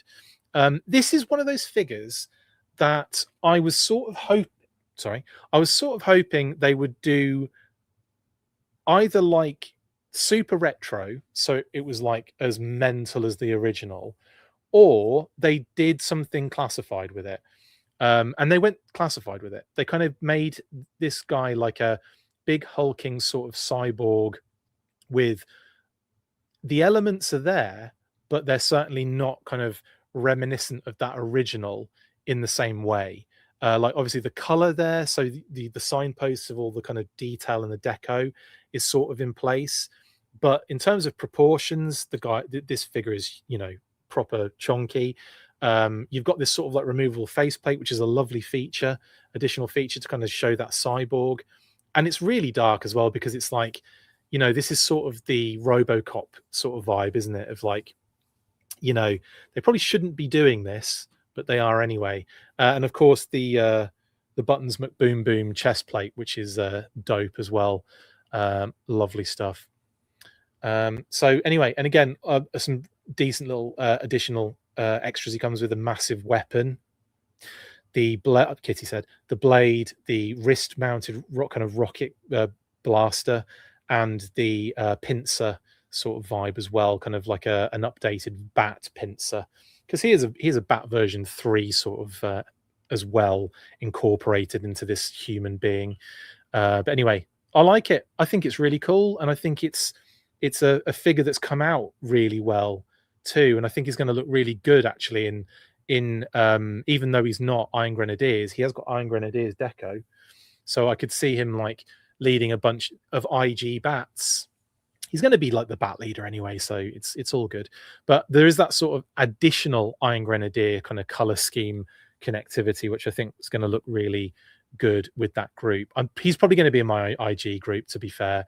He does strike me as someone who would be working for Destro anyway. Like Cobra Commander is in the file card, isn't he? He's the one that kind of, I think it's like he finds the parts, or like he for scrap iron or something to like reuse the parts or found the parts like in the scrap or whatever. I can't remember the full details of that first file card, but I'm pretty sure Cobra Commander's the one that kind of pulls him out of the storeroom. Anyway, very cool, very awesome. Front and back. This particular figure is in the sort of snake armor, not in the background, but snake armor diorama kind of snake armor diorama. The snake diorama. The snake diorama armor, the snake armor diorama, shut up, location. So that's what's going on with that particular figure. But yeah, no other kind of homages that were really hitting me on that one. Yeah, Destro made him is what I was getting at, hits. But like you say, working for Destro made most of him likely. Yes, Destro is going to be the one involved in more of him than anyone else for sure. They'll give us a retro version on a card, though we'll have to wait till 2036, possibly. I never realized his chest was a snake face. That's crazy. In fact, I think, you know what? I think Lenny even mentions that in the interview on the floor at Toy Fair. You'll have to go back and check it out. But I have a feeling he talks about that, and I completely, there was too much going on, but I definitely missed that. But yeah, it's a snake shape. That green is definitely a snake face, and that is a lovely bit of design right there. Anyway, cool stuff. And then, of course, we get Sundown, Luna Mendoza, Alejandro Balam, who, of course, gets a full background in history. A father who passed away before he was born, who was a professional baseball player, killed by the drug lords and the warlords, sorry. Lords of the Underworld is their name. Sounds like a wrestling group, isn't it? And the Headman. So Headman and the Lords of the Underworld killed the cartel, killed his professional ball-playing father before he and his twin were born. Now, his twin ends up going into politics, whereas Sundown went into bounty hunting. And the two sort of like go in different directions to affect the same sort of outcome. They want to put these guys away. They want to arrest them. They want to, throw them away and lock them up and throw away the key sort of scenario. So it's quite a cool little twosome you've got going on. You've got one guy that goes out and catches them, and you've got one guy that kind of makes sure they get put away for a long period of time. So this is the sort of backstory. He gets the twin gets captured, kidnapped by Headman, and now Sundown is on the lookout for Headman. He's hunting him down, and he's trying to find his twin. The Jaguar brothers in mythology travel to the underworld and face the lords found there. Scott, yes, indeed. So there's a lot of sort of like Mayan mythology going on with this sort of like storyline, and it all ties together quite nicely in that kind of like cloak that he wears, which has that Mayan depiction of those twins on it as well, which is really, really cool. So it's a nice little sort of tied together little storyline, a little narrative. I wonder if we'll get a comic about this. I hope we do. Skybound so far have been doing such a great job of, giving me things I want. And one of the things that I want for sure is not only with Sundown as the figure, but I really want a comic and a little bit of backstory and narrative about this guy. And whether that's in A Real American Hero or if it's in the Energon universe, I think it would be really, really freaking cool to do it. I'm kind of excited. About this one. And again, seeing the figure in like person as well, there's something really cool about it. And I love the tattoo on the arm, the Jaguar tattoo. He's got like neck tattoos as well, which is pretty dope. The hair style is kind of neat. The fact that you can obviously have the hat on or you have the hair on. The actual gear he wears, the tactical gear, and it's really dope. He's a really cool figure. And I can't quite put my finger on why I like it so much. But again, I think there's a little bit of new in the line. It's a new character. It's like the excitement of seeing some like new media to go along with it. I really do hope they do something Skybound related, because I think for a 200th 200th figure reveal as well, at the number 200, to do a new character and to have some other things to go with it would be brilliant. But anyway, love it. And of course, here's the figure that I was just talking about. I could have flicked on. Kitty said, to show the loadout. He comes with his pistols, that kind of tomahawk, and the knife, the hat as well, and of course the hairpiece is removable. The I'm calling it like a shawl or a cloak or a blanket even. I'm sure there is a name for it as well, but I'm, unfortunately ignorant to not know that. And I kept meaning to look it up and I just kept forgetting to. And people have probably mentioned it in the comments as well. So I apologize on multiple levels for not knowing the name of that particular garment, but that is removable as well. That is a secondary. Serape, thank you, Barking. Is that the correct? Serape, says Jamie Lynn. I'm going to say Serape. Is it Serape or Serap or Serape? I don't know, but I'm going to say Serape. But thank you very much, Barking Fridge and Jamie Lynn Parks, for schooling me. And you're right, actually, that is not the first time someone's mentioned it in the comments, and I should have remembered. Thank you, Yojo OC, as well. Love his Aztec turquoise too. Yeah, that color is glorious. It's gorgeous. It's so nice. Anyway, I'm pronouncing it correctly. Thank you, guys. Thank you. Anyway, love it. Love him. I think he's cool, man. And yeah, anyway, and he's got little spurs on his boots. How dope is that? How dope is that? Little spurs. And I'm a Man United fan, not a Spurs fan. That was a soccer joke. Here's the front and back of the package. I had a conversation. I'm going to shout out Adam Riches right now. Shout out Adam. Sorry, mate, to put you on blast everywhere. We had a conversation in our little kind of message group regarding this as a 200th figure, right? And there was a sort of conversation that we were having as to whether we feel like they need to, or should they have done, because there's a couple of points here, isn't there? Should they have done something more to call out the fact this was figure 200? Like, obviously with 100, it was slightly different. It was a figure that came with the HasLab, right? In this particular case, would it have been cool to have like a call out on the box or something? Now, I personally was sort of against that idea, but but this is the funny thing. I don't really care about, I do care about the packaging. I don't really care about how the packaging changes and what have you. Yes, it's a pain in the butt, and we've had multiple different packages, and I definitely had a favorite style of packaging throughout the years of the classified series. That said, I was sort of looking out for all the people who want that sort of uniform sort of box so that it doesn't keep changing constantly and so on and so forth. And I think if they'd have done something special for this one, considering it's in a mainline wave of 5, would that have annoyed a lot of people who want to keep the number system, the packaging kind of like display a little bit more sort of like uniform? And so I don't know, it's kind of one of those things. It was an ongoing conversation. I think they could have gone two ways with it, couldn't they? They could have done something that is like a classic character that we've been waiting for like the longest time. They could have done like, I don't know, here's an example. Version 2 Snake Eyes, right? There's a character, there's a figure everyone's been kind of going on about for the longest time that they don't technically really have in sort of a retro vibe, but you'd also sort of expect that maybe on a retro card, wouldn't you? And so, that's one way of looking at it. They could have done something that was more, more something that people were kind of like was different or whatever. But like the fact that the 100th figure was the unreleased, was it the Ron Rudat, what's the word they call it, the deco test sort of his driver sort of vibe, the tactician, that was sort of different in lots of different ways and had different packaging and what have you. But with this one, I wonder if they could have done like a little call out or something. And again, this wasn't my perspective. That was definitely Adam's perspective. They should have done a call out on this.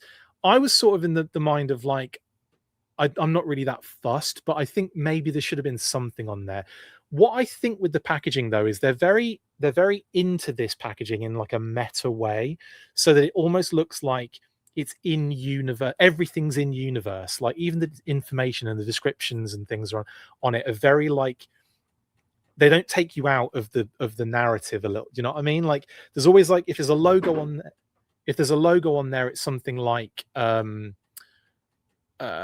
faction logo. It's not like something to say this is the 200th figure in the line. It's almost like kept in this sort of like computerized, generated, here's an image of the person we're talking about, here's a schematic of all the, it's done in sort of a fashion that it could be in the universe of Classified. You know what I mean? So anyway, there's a bit of an argument, not an argument, there's a bit of a conversation going on about should they have done something that made this more a big deal. Now you could argue that the fact that it's a new character is a big enough deal. And I would argue the fact that maybe if they did a comic to go along with it, that would be something that would make it even more special as a 200th release. Anyway, time will tell. But what do you guys think? Would you have preferred like a call out? Would you have preferred a different package? Would you have preferred something different for figure 200? Let me know, please and thank you. Rusty says, I'd love to see more like this. Gives that Brave Star feel. Give him his own team of new G.I. Joes. That would be kind of cool. A team of like young, they could be called young guns. Old guns, they could be called. Anyway, so let me know in the comments what you guys think. Hits Me says, it's kind of nice to have a first appearance as a significant line number, like a comic run might do. Yeah, exactly. Like a little call out to say, first appearance, like make it a big deal. It's just interesting that it doesn't have, it is literally just another uniform box. It's something I want to talk to the team about. I've got interviews lined up. I've got Scott Johnson's coming soon, by the way. It's just taking me a while to edit, so my apologies. Scott Johnson, who does the art for a lot of the Classified series, is going to be that interview is going to be going up very soon, hopefully over the weekend. And then the next one I have lined up is quite a few actually. So B-Mac and Lenny and Tony, I want to get on. Mark Beasley is another one who does the copy. I want to get him on a proper kind of interview, and I want to kind of maybe circle back to Shooting the Galaxy and Matt and Corey, to get them on an episode as well to talk about the photography they've been doing, because I think it's really cool. Anyway, there you go. That is that. Then we get on to Professor Rocklaw, or Crispin Kilgore as he's known. Now this is again brand new lore, brand new information, new file card, new character, all very exciting stuff, and dinosaurs as well, Deinonychus to be exact. First character, I believe, from Jay Berg in South Africa. So shout out to G.I. Joe Berg. First thing I thought about when I saw that he was from Johannesburg was the G.I. Joe Berg crew.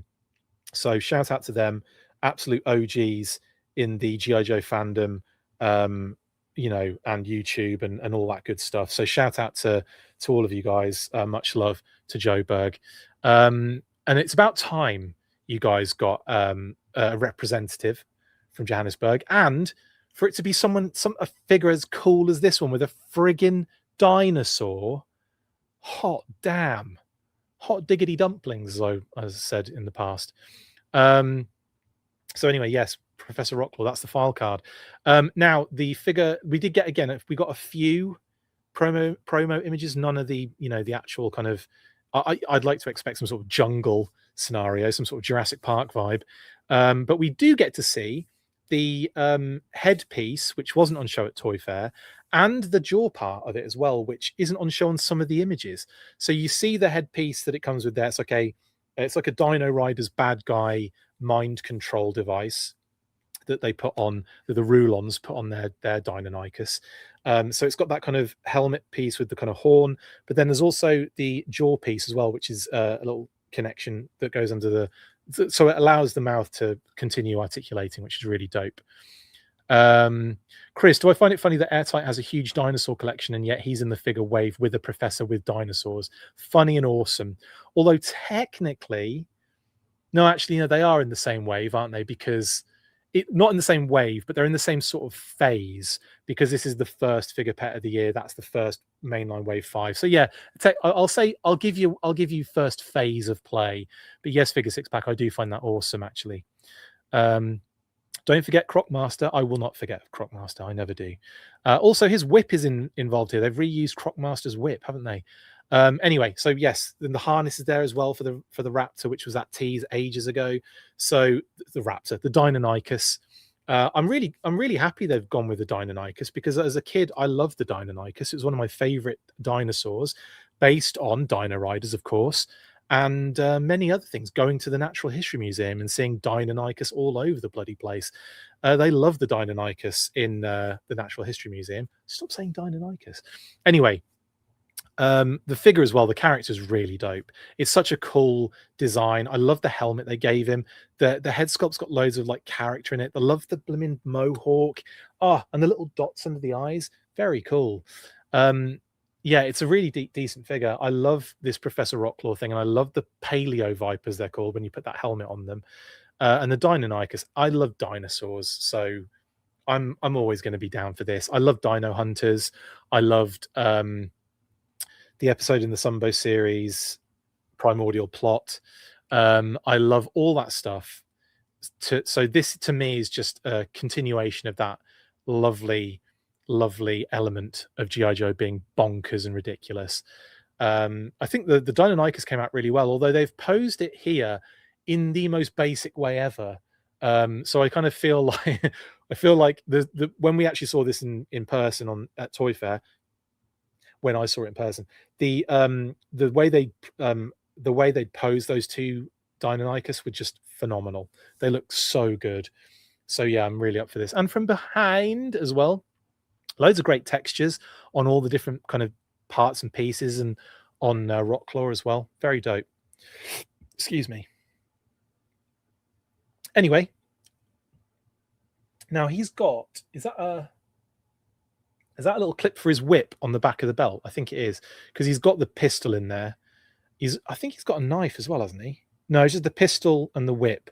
Pistol whip. So yeah, I think the whip clips onto the back of the belt there as well. Very cool.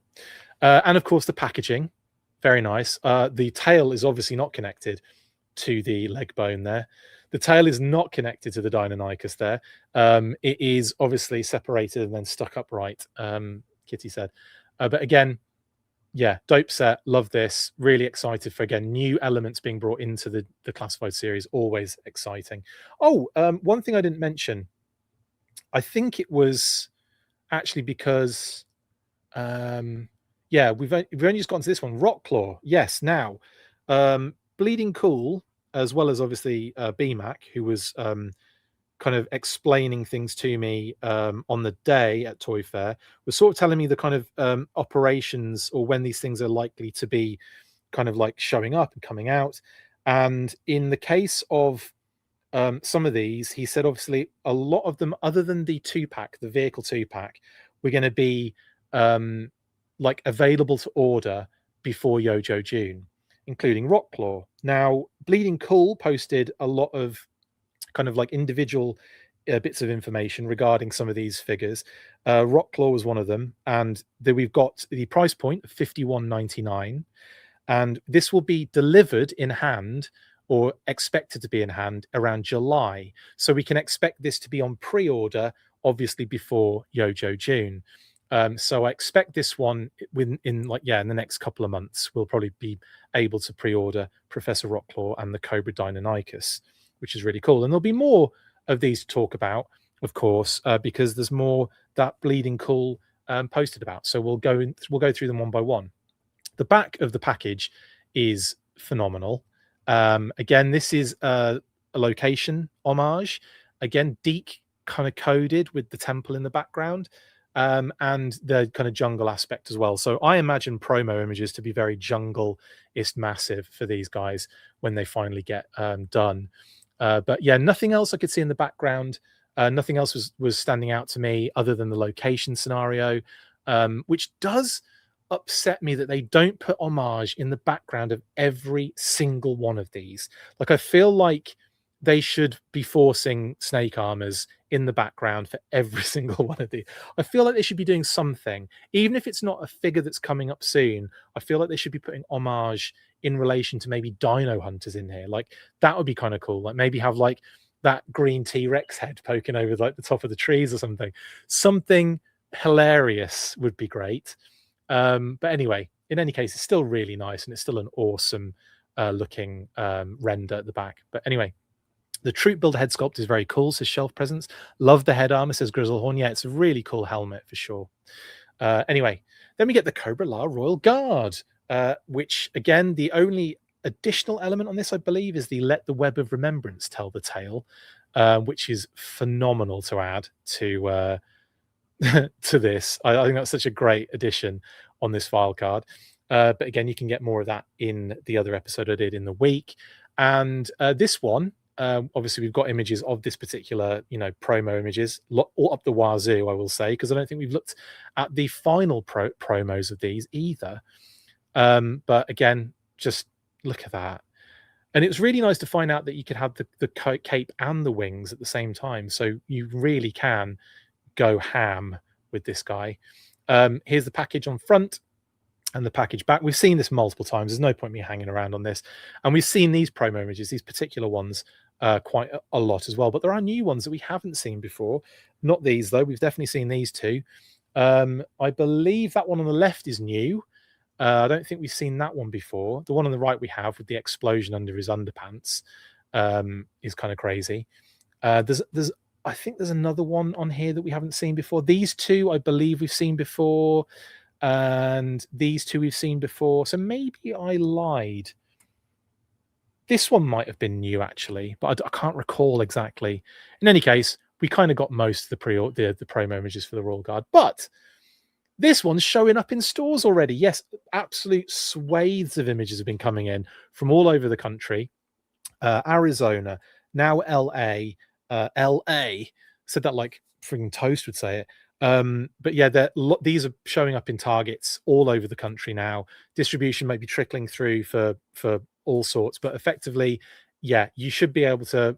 You might be able to. I'm not going to say you should be able to. You might be able to find one in your local Target. But yeah, have a look if you can. And that was related to what Let It Roll sent me earlier, which is an inventory for, I think, a DC location, District of Columbia location. Target.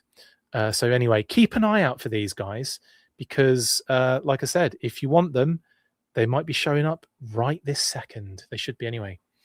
Anyway, that's the Royal Guard. Now, Taurus and Red Dog. We got some promos, but again, not fully, just these kind of like solicitation images. There's from the back, and there's the figure package front and the figure package back, and they're obviously in the same location as the other Desert 2-pack of Sarge, Desert Sarge, and Mercer, with I think the bivouac in the background as well, where Sarge lives. And with these two, we also got information in regards to kind of like release. Now, this will be a fanmazine, of course. And I should have said beforehand, Cobra and the Cobra Deinonychus and Rockclaw, that is mainline figure pet set, okay? Now, Red Dog and Taurus is fanmazine, and is going to be released in July. So again, before Yojo June, we should see this pre-order pop up. And this will be $59.99 for these two. So prices are indeed cranking, aren't they, on these, unfortunately. There you go. And that is pretty much all the information for those two, I believe. Yeah. And then we have Zanya and the Chameleon. I'm trying to rinse through this now because we've been going for nearly 2 hours. Now, Zanya and the Chameleon, again, a couple of nice images. Again, loadout image to show the figure, all the different pieces, and the chameleon itself. Another really cool set that I'm excited for. And obviously a shot of her riding said chameleon with the shotgun. That's probably going to take her blooming arm off the way she's holding that bad boy when she fires it. Yeah, and the figure, the box front, which is obviously with the vehicles, is what you want to be looking at for cool, fun stuff like Monkey Wrench in the background, getting absolutely obliterated, which is really funny. This particular beauty of a figure is a fanmazine as well. And this one's actually going to be showing up in May. So we will definitely be seeing this soon. Maybe even as soon as March, I would say, for a pre-order on Zanya and the Chameleon. And that will be $59.99 also. Like I said, fanmazine, that's fan channels and Amazon. Okay. All, of course, on Pulse as well. Do I have to say that now? They all go up on Pulse in some way, shape, or form. Just small quantities if it's an exclusive. Yeah, so there you go. That's Zanya. And of course, Zartan, which again, I went into a lot of detail with Zartan on the last news burst. So I'm not going to go into massive detail here because, again, we've seen all these images. The figure's also been in hand in some places. So some people even have it from eBay. But again, like we've seen these promo images, they're beautiful, and I love them. Arashikage Temple location, he's infiltrating it. Couldn't see anything in the background in terms of homage. So just kind of ticking all the boxes there. But a very cool figure, very cool exclusive, and I can't wait to get this one in hand for sure. And that is that. And finally, no, it's not finally, but I do have to change. I have to literally change slideshows because there's so many slides on this episode. The Dire Night Creeper. Now, some people were saying that it was a shame they couldn't have done his visoring the same sort of green that is shown on the kind of art on the side. Scott Johnson art, by the way. But the actual visor, I should have done a close-up on it, but I forgot to. The actual visor on the Night Creeper is very subtly green. It's just because it's the green over then obviously like a dark color, so you can't really see it as well as the other stuff, which is all effectively transparent green. So his visor is actually green on that Night Creeper head, which I, for one, I'm going to be using. They use the Cthulhu head on like literally every promo image. And we know there's going to be more promo images to come on this one because we do have this one that Hasbro shared like on the day, but none of the others have come out yet. So obviously this is going up for Walmart Collecticon in March.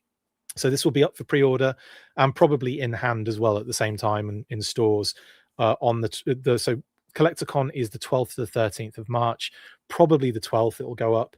And usually in the morning around about 9 a.m, 10 a.m. is it on the Walmart Collecticon? I think it's 9 a.m. Eastern. But we'll obviously have more information about that as we get closer to March the 12th, and that will be $27.99.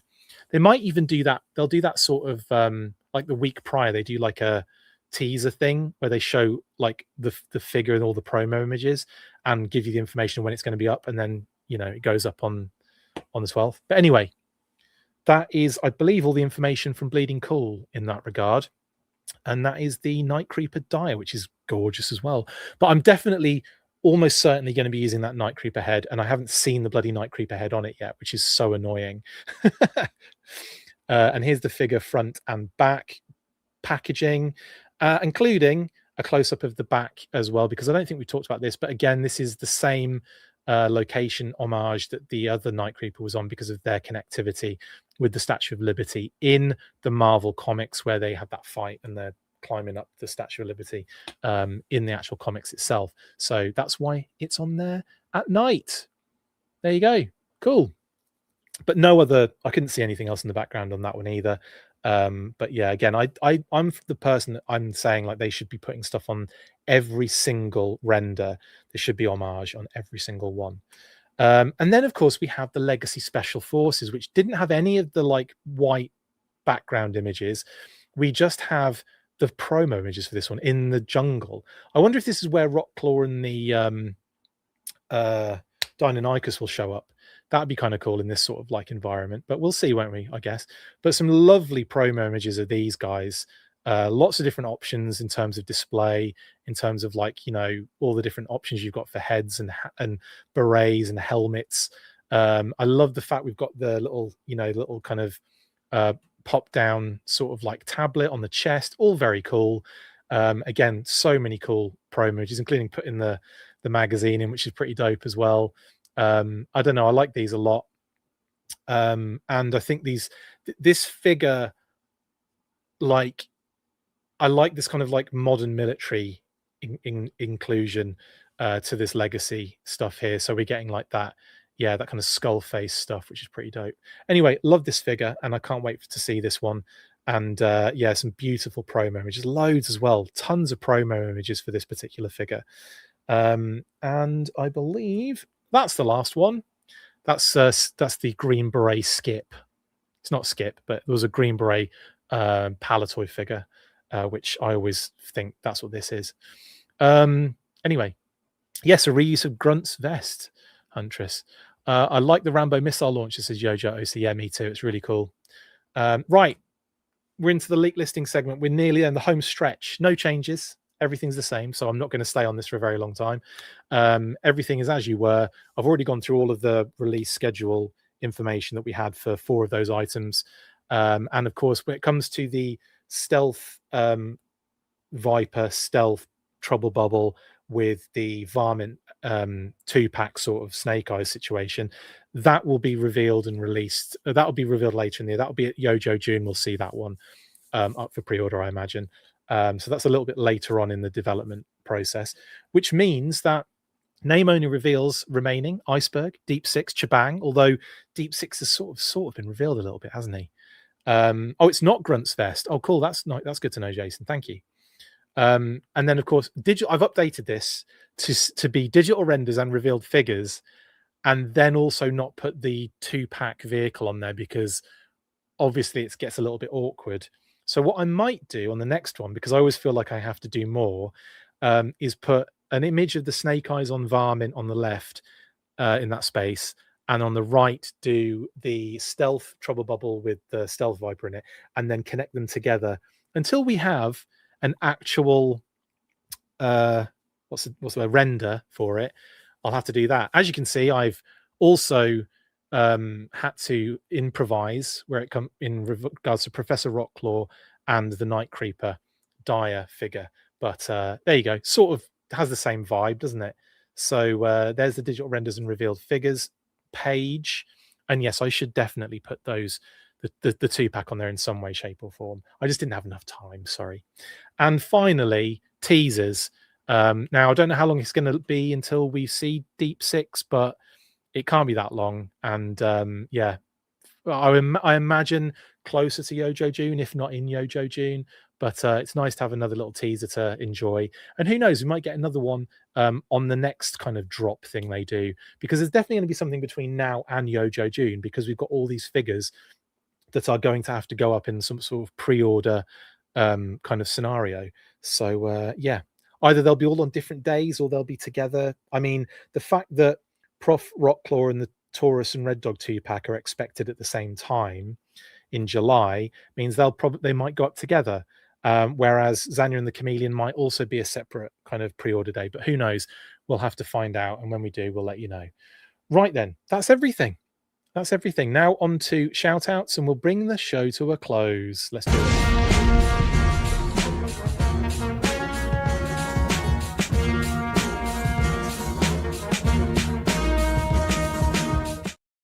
Right, Battle Action Force, the Deluxe Treasury Editions, as we played for you earlier, the little kind of message from our sponsor. Please make sure you get these. They are amazing books, and you can get them from Total Toy Books in the UK and Europe. That's totaltoybooks.com, skeletron.com in the US, and Amazon everywhere else in the universe. In relation to Total Toy Books, and coming up towards the end of this month, in actual fact, My Palatoy Story is getting a redo, and it's getting extra 34 extra pages of Action Man 60th anniversary, because that's the 60th anniversary of Action Man content. So there's going to be a Kickstarter for this towards the end of this month, probably next week, I imagine. We'll be getting Brian on. Hopefully we're getting Bob on as well. But in any case, yeah, very excited to see what they've got planned for the extra content here.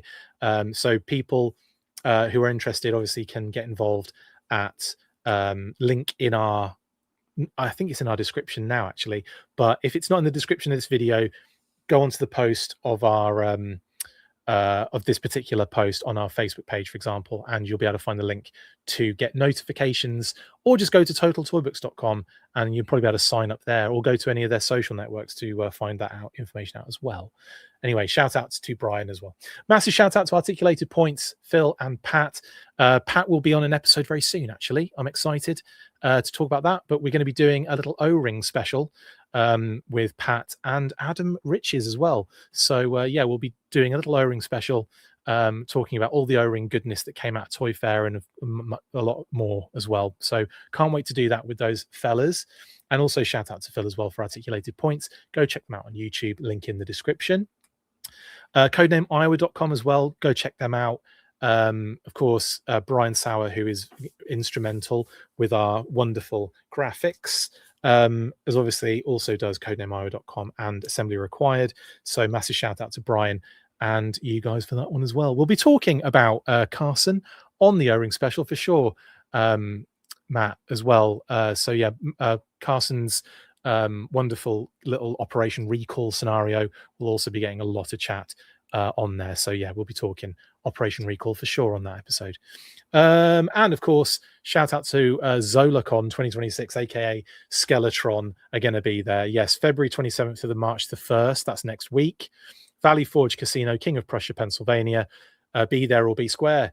You can get the masked or unmasked variants of the Yeti figure at Zolacon. Massive shout out to Skeletron and of course to the wonderful Dietrich family, and of course Aaron, rest in peace, my brother. And of course they'll also be doing or revealing and showing off and selling their Zargonaut at Zolacon 2026 as well, which is really exciting. I believe I've got images of this. Yeah, they posted some more images of the Zargonaut here, showing the storage of the pistol on the back there and that beautiful light up sword. And here it is from the front as well with the helmet on. Very cool. Shout out to them. And of course, just been revealed and posted on their socials, but Brian Hickey himself will be at Zolacon as well. So if you haven't met Brian, go and meet him and go say hi and go and give him lots of praise for all the wonderful work he does on Total Toy Books, please and thank you. Right then, that's everything. Yes, thank you very much for watching this extended episode of the Full Force Weekly, because we had a lot to talk about, as we always do about this time. I will be back for lots of things. As I've already mentioned, I've got Scott Johnson interview to drop soon. We'll be talking to B-Mac, Lenny and Tony in a more official capacity rather than the kind of running through a display at Toy Fair and just kind of getting the rundown. But we'll be getting into some details with them. Possibly Mark Beasley as well, copywriter on the Classified series too. And then, like I said, loads more to come. An O-Ring special and more news bursts, I imagine, this week. And more news that I can dig out left, right, and center. It's been ridiculous already this year, but I love it. Thank you so much to everyone in the chat and the comments. Hope you've had a lovely Saturday. I will see you on the next one. Stay fresh, cheese bags. And as always, after 3, you know what to do. 1, 2, 3. Full force. Later.